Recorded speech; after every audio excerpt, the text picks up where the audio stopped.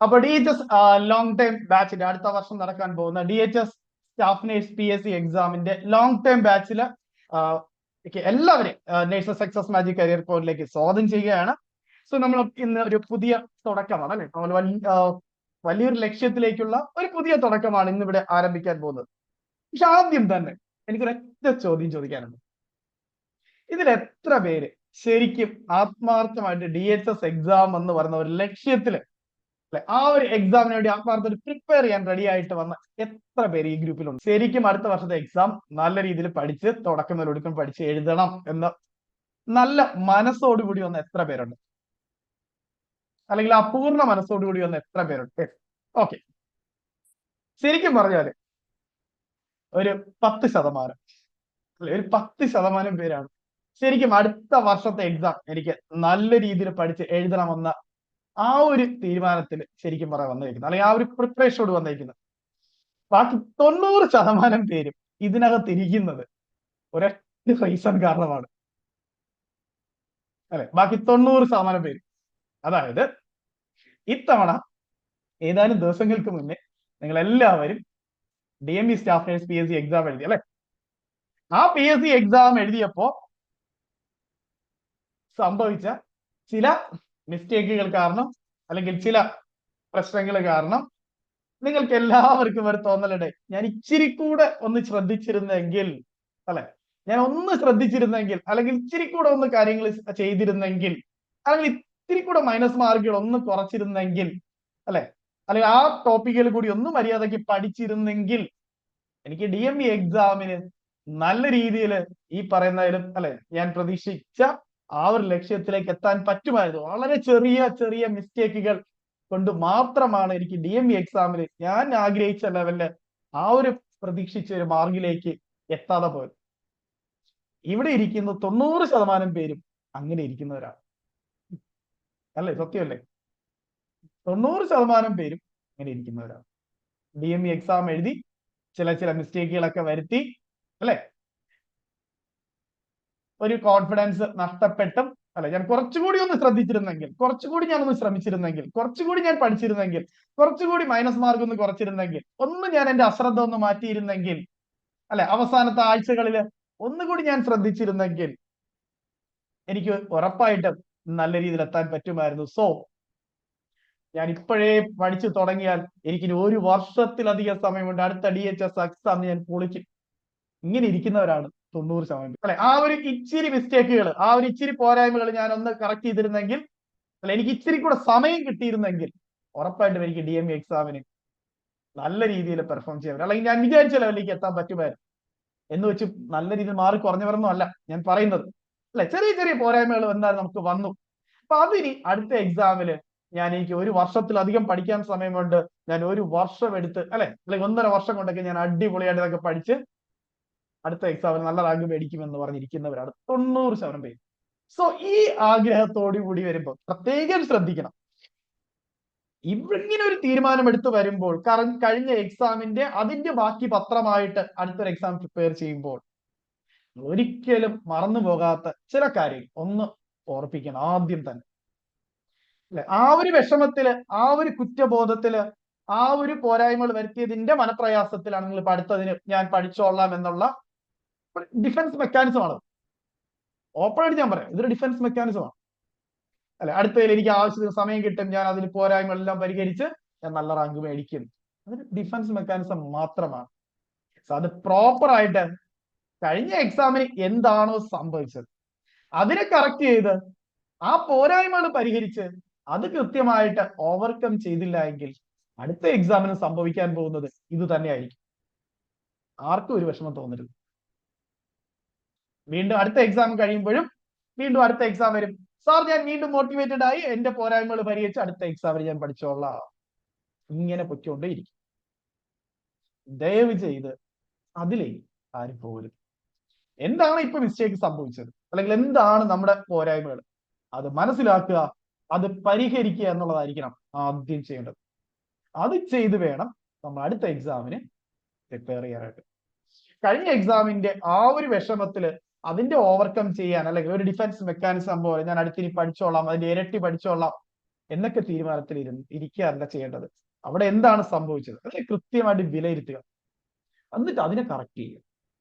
ആ പോരായ്മകൾ കറക്റ്റ് ചെയ്ത് മാത്രമേ നിങ്ങൾക്ക് 1 വർഷം കിട്ടിയാലും 2 വർഷം കിട്ടിയാലും ഈവൻ ഒരു 5 മാസം കൊണ്ടാണേലും നിങ്ങൾക്ക് ആ ഒരു ലക്ഷ്യത്തിലേക്ക് എത്താൻ പറ്റുള്ളൂ.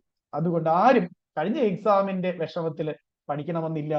കൃത്യമായിട്ട് അടുത്ത എക്സാം, അത് കഴിഞ്ഞ എക്സാമിന്റെ പോരായ്മകൾ എന്താണ് സംഭവിച്ചതെന്ന് അനലൈസ് ചെയ്ത് അതിന് സൊല്യൂഷൻ കണ്ടെത്തി വേണം നമ്മൾ അടുത്ത എക്സാം പ്രിപ്പയർ ചെയ്യാൻ. എന്തൊക്കെ കാര്യങ്ങളായിരുന്നു ഞാൻ അഡീഷണൽ ആയിട്ട് ചെയ്യേണ്ടിയിരുന്നത്, അത് പ്രോപ്പറായിട്ട് ചെയ്യുക. എല്ലാ തവണയും ഉള്ളതാണ് അല്ലെ. അവസാനം അപ്പൊ കുറച്ച് ടോപ്പിക്കുകൾ അല്ലെങ്കിൽ കുറച്ച് സബ്ജക്ട്സുകൾ ഒഴിവാക്കും, അല്ലെങ്കിൽ പഠിച്ചു തീരത്തില്ല, റിവിഷൻ ചെയ്യത്തില്ല, പ്രോപ്പറായിട്ട് മോഡൽ എക്സാമ്പിൾ എഴുതത്തില്ല അല്ലെ. എല്ലാ എക്സാമിനും ഇത് തന്നെയാണ് കണ്ടിന്യൂ ചെയ്യുന്നത്, ഇതേ മിസ്റ്റേക്കുകൾ തന്നെയാണ് ആവർത്തിക്കുന്നത്. സോ അത് മാത്രം നമ്മുടെ ഇത്രയും വലിയ എക്സാമുകളിൽ അത് അങ്ങനെ ഒരു റിസ്ക് ഇനി ആരും എടുക്കരുത്. കൃത്യമായിട്ട് പ്ലാൻ ചെയ്ത് കൃത്യമായ സമയത്തിൽ കൃത്യമായിട്ട് പഠിച്ചു തീർത്ത് നിങ്ങൾ ആ ഒരു ടൈമിൽ തന്നെ കൃത്യമായിട്ട് പഠിച്ച് പ്രോപ്പറായിട്ട്, ഞാൻ എപ്പോഴും പറയുന്നതാണ്, വെറുതെ പഠിക്കുകയല്ല, കൃത്യമായിട്ട് തിയറി നോട്ട് എക്സാം പോയിന്റുകൾ കൃത്യമായിട്ട് പഠിക്കുക, ക്വസ്റ്റ്യൻ പേപ്പർ വർക്ക്ഔട്ട് ചെയ്യുക, അതിൽ നിന്ന് കിട്ടിയ ക്വസ്റ്റ്യന്റെ എക്സ്ട്രാ പോയിന്റുകൾ നോട്ടിൽ എല്ലാം ആടിയത് അത് പഠിക്കുക, പ്രാക്ടീസ് ക്വസ്റ്റ്യൻസ് കൃത്യമായിട്ട് വർക്ക്ഔട്ട് ചെയ്യുക, മോഡൽ എക്സാം എഴുതുക, നന്നായിട്ട് previous year question paper work out ചെയ്യുക, ദെൻ OMR എക്സാം എഴുതി പ്രാക്ടീസ് ചെയ്യുക. എല്ലാ രീതിയിലും നമ്മൾ പ്രിപ്പയർഡ് ആവണം. ഇത് വളരെ നേരത്തെ തന്നെ ചെയ്യുകയും വേണം. ഇത്രയും ലോങ് ടൈം ബാച്ചുകളൊക്കെ ചെയ്യുമ്പോൾ നിങ്ങൾ ഓർക്കേണ്ടത് കൃത്യമായിട്ട് ആ ഒരു ടൈമിൽ കംപ്ലീറ്റ് ചെയ്തതിനു ശേഷം എക്സാമിനായിട്ട് പിന്നെ റിവിഷൻ മാത്രമേ ചെയ്യാവൂ. റിവിഷൻ മാത്രമായിരിക്കണം, പിന്നെ മോഡൽ എക്സാമുകൾ മാത്രമായിരിക്കണം, ക്വസ്റ്റ്യൻ പേപ്പർ വർക്കൗട്ടുകൾ മാത്രമായിരിക്കണം. അല്ലാതെ വീണ്ടും ഒരു തിയറി മാത്രം വായിച്ചുകൊണ്ടിരുന്നാൽ നമുക്ക് പിന്നെ ആ ഒരു പ്രോപ്പർ ആയിട്ടുള്ള കോൺഫിഡൻസോടുകൂടി എല്ലാ രീതിയിലും നമുക്ക് കംപ്ലീറ്റ് ചെയ്ത് പോയി എഴുതാനുള്ള ഒരു അവസരം ഇല്ലാതെ വരും. കൃത്യമായിട്ട് ഞാൻ വീണ്ടും ഓർപ്പിക്കുന്നു, കഴിഞ്ഞ എക്സാമിന്റെ വിഷമത്തിൽ ആരും അതിന്റെ ഒരു ഇത് മാത്രമായിട്ട് ഈ അടുത്ത എക്സാമിനെ കാണുന്നത്. ഇനി ഒരു തെറ്റ് വരരുത്, നമ്മുടെ പ്രിപ്പറേഷനിൽ ഒരു മിസ്റ്റേക്ക് വരരുത്. കംപ്ലീറ്റ് ആയിട്ട് പഠിക്കുക, എനിക്ക് അത് മാത്രമേ പറയുള്ളൂ. ഞാൻ എന്നോട് വിളിച്ച 90% പേര് കംപ്ലീറ്റ് ചെയ്തിട്ടില്ല, ഇതാണ് സത്യം. നെഗറ്റീവ് മാർക്ക് പറയുന്നവർ തന്നെ 90% പേരും സിലബസ് കംപ്ലീറ്റ് ചെയ്തിട്ടില്ല. പിന്നെ എങ്ങനെയാണ് നമുക്ക് നല്ല മാർക്കിലേക്ക് എത്താൻ കഴിയുക? ആദ്യം വേണ്ടത്, ഞാൻ എപ്പോഴും പറയുന്നതാണ്, ഇപ്പൊ കഴിഞ്ഞ 2 വീഡിയോയിൽ നിങ്ങൾ കണ്ടു കാണും, നമുക്കൊരു കോമ്പറ്റേറ്റീവ് എക്സാം സിലബസ് ഉണ്ട്. കോമ്പറ്റേറ്റീവ് എക്സാം സിലബസ് കൃത്യമായിട്ട് കംപ്ലീറ്റ് ആയിട്ട് പഠിക്കണം. തിയറി നോട്ടല്ല, പ്രാക്ടീസ് ക്വസ്റ്റ്യൻസ് വർക്ക്ഔട്ട് ചെയ്യണം, മോഡൽ എക്സാമ്പിൾ എഴുതണം, പ്രീവിയസ് ക്വസ്റ്റ്യൻ പേപ്പറിൽ വർക്ക്ഔട്ട് ചെയ്ത് അവർ കംപ്ലീറ്റ് നോളജ് നമുക്കുണ്ട്, ഒരു കോമ്പറ്റേറ്റീവ് എക്സാം നോളജ് തന്നെ ഉണ്ടാവും. ഓക്കെ അല്ലേ? സോ ഞാൻ പറഞ്ഞ ഒരു സിനിമയിലെ ഡയലോഗ് പോലെ അല്ലെ, ഇൻസൾട്ട് ആണ് മുരളി വിജയത്തിലേക്കുള്ള വഴി എന്ന് പറയുന്ന പോലെ അല്ലെ, ഇൻസൾട്ട് ഉണ്ടായവർ മാത്രമേ വിജയിച്ചിട്ടുള്ളൂ. കഴിഞ്ഞ എക്സാമിന് ഒരുപാട് പേർക്ക് ഇൻസൾട്ട് ഉണ്ടായി അല്ലെ, അങ്ങനെ ഉണ്ടായവർ തന്നെ അത് വിജയത്തിലേക്ക് എത്തിയിട്ടുള്ളൂ, അത് കറക്റ്റ് ചെയ്ത് പോരായ്മകൾ കറക്റ്റ് ചെയ്ത് വിജയത്തിലേക്ക് എത്തിയിട്ടുള്ളൂ. സോ ലക്ഷ്യത്തിൽ എത്തുന്നത് വരെയും നമുക്ക് ഇൻസൾട്ടുകൾ ഉണ്ടായിക്കൊണ്ടേയിരിക്കും. പക്ഷെ ലക്ഷ്യത്തിൽ എത്തിക്കഴിഞ്ഞാൽ നമ്മളെ സ്വീകരിക്കാൻ ഒരുപാട് ആൾക്കാരുണ്ട്. സോ ആ ലക്ഷ്യത്തിലേക്ക് ഇന്നു മുതൽ നിങ്ങൾക്ക് നടന്നു കയറാൻ കഴിയട്ടെ. സോ പ്രോപ്പറായിട്ട് ഇനിയെങ്കിലും സിസ്റ്റമാറ്റിക് ആയിട്ട് ഒരു റൂട്ടിൽ, ഒരു ട്രാക്കിൽ, ഒരു കൃത്യമായ റൂട്ടിൽ നിങ്ങൾക്ക് പോയി കഴിഞ്ഞാൽ, ഞാൻ പറയാം മൈൻഡ് മാപ്പ് എന്ന് പറയുന്നത്, ആ ഒരു റൂട്ടിൽ കൃത്യമായിട്ട് കംപ്ലീറ്റ് ചെയ്ത് സിസ്റ്റമാറ്റിക് ആയിട്ട് എല്ലാം ഒരുപോലെ കംപ്ലീറ്റ് ചെയ്ത് അവസാനിപ്പിച്ച് എക്സാം എഴുതാൻ കഴിയട്ടെ. അത് മാത്രമേ ഞാൻ ഇനിയും പറയുള്ളൂ. കാരണം ഇത് തന്നെയാണ് ആവർത്തിച്ചുകൊണ്ടിരിക്കുന്നത്, ഒരേ കാരണങ്ങൾ തന്നെയാണ് ആവർത്തിക്കുന്നത്, അതിനി റിപ്പീറ്റ് ചെയ്യാതിരിക്കുക കേട്ടോ. സോ ഞാൻ കൂടുതൽ DME എക്സാമിനെ കീറി മുറിക്കുന്നൊന്നുമില്ല. നമ്മൾ പലതവണ ഇപ്പൊ വീഡിയോയിലെല്ലാം നമ്മൾ പറഞ്ഞ കാര്യങ്ങൾ തന്നെയാണ്. കഴിഞ്ഞത് കഴിഞ്ഞു, അതിന് നമുക്കൊന്നും ചെയ്യാനില്ല, അതിന്റെ റിസൾട്ട് വരട്ടെ. അപ്പോഴും നമുക്കിനി ഒരുപാട് അവസരങ്ങൾ മുന്നിലേക്കുണ്ട്. ഒരുപാട് അവസരങ്ങൾ ഫ്രണ്ട്. ഇനി ഹോമിയോപ്പതിയുടെ എക്സാം വരാനുണ്ട്, നേഴ്സിംഗ് ട്യൂട്ടർ എക്സാം വരാനുണ്ട്, അത് കഴിഞ്ഞാൽ ഇപ്പൊ MSc അസിസ്റ്റന്റ് പ്രൊഫസറിന്റെ എക്സാം വരാനുണ്ട്, അടുത്ത വർഷം DHS എക്സാം നടക്കാനുണ്ട്. ഇതെല്ലാം നമ്മുടെ മുന്നിൽ അവസരങ്ങളുണ്ട്. സോ അതിനുവേണ്ടി നമ്മൾ ഇപ്പോഴേ ആത്മാർത്ഥമായിട്ട് നമ്മുടെ പ്രിപ്പറേഷൻ, നമുക്കൊരു ലക്ഷ്യം നേടുന്നത് വരെ, കയ്യിൽ കിട്ടുന്നത് വരെ, ആ ഒരു ലക്ഷ്യം നമുക്ക് ഉറപ്പിക്കുന്നത് വരെ നമ്മൾ മുന്നിലുള്ള അവസരങ്ങൾ നമ്മൾ പരമാവധി പ്രയോജനപ്പെടുത്തിക്കൊണ്ടേയിരിക്കുക.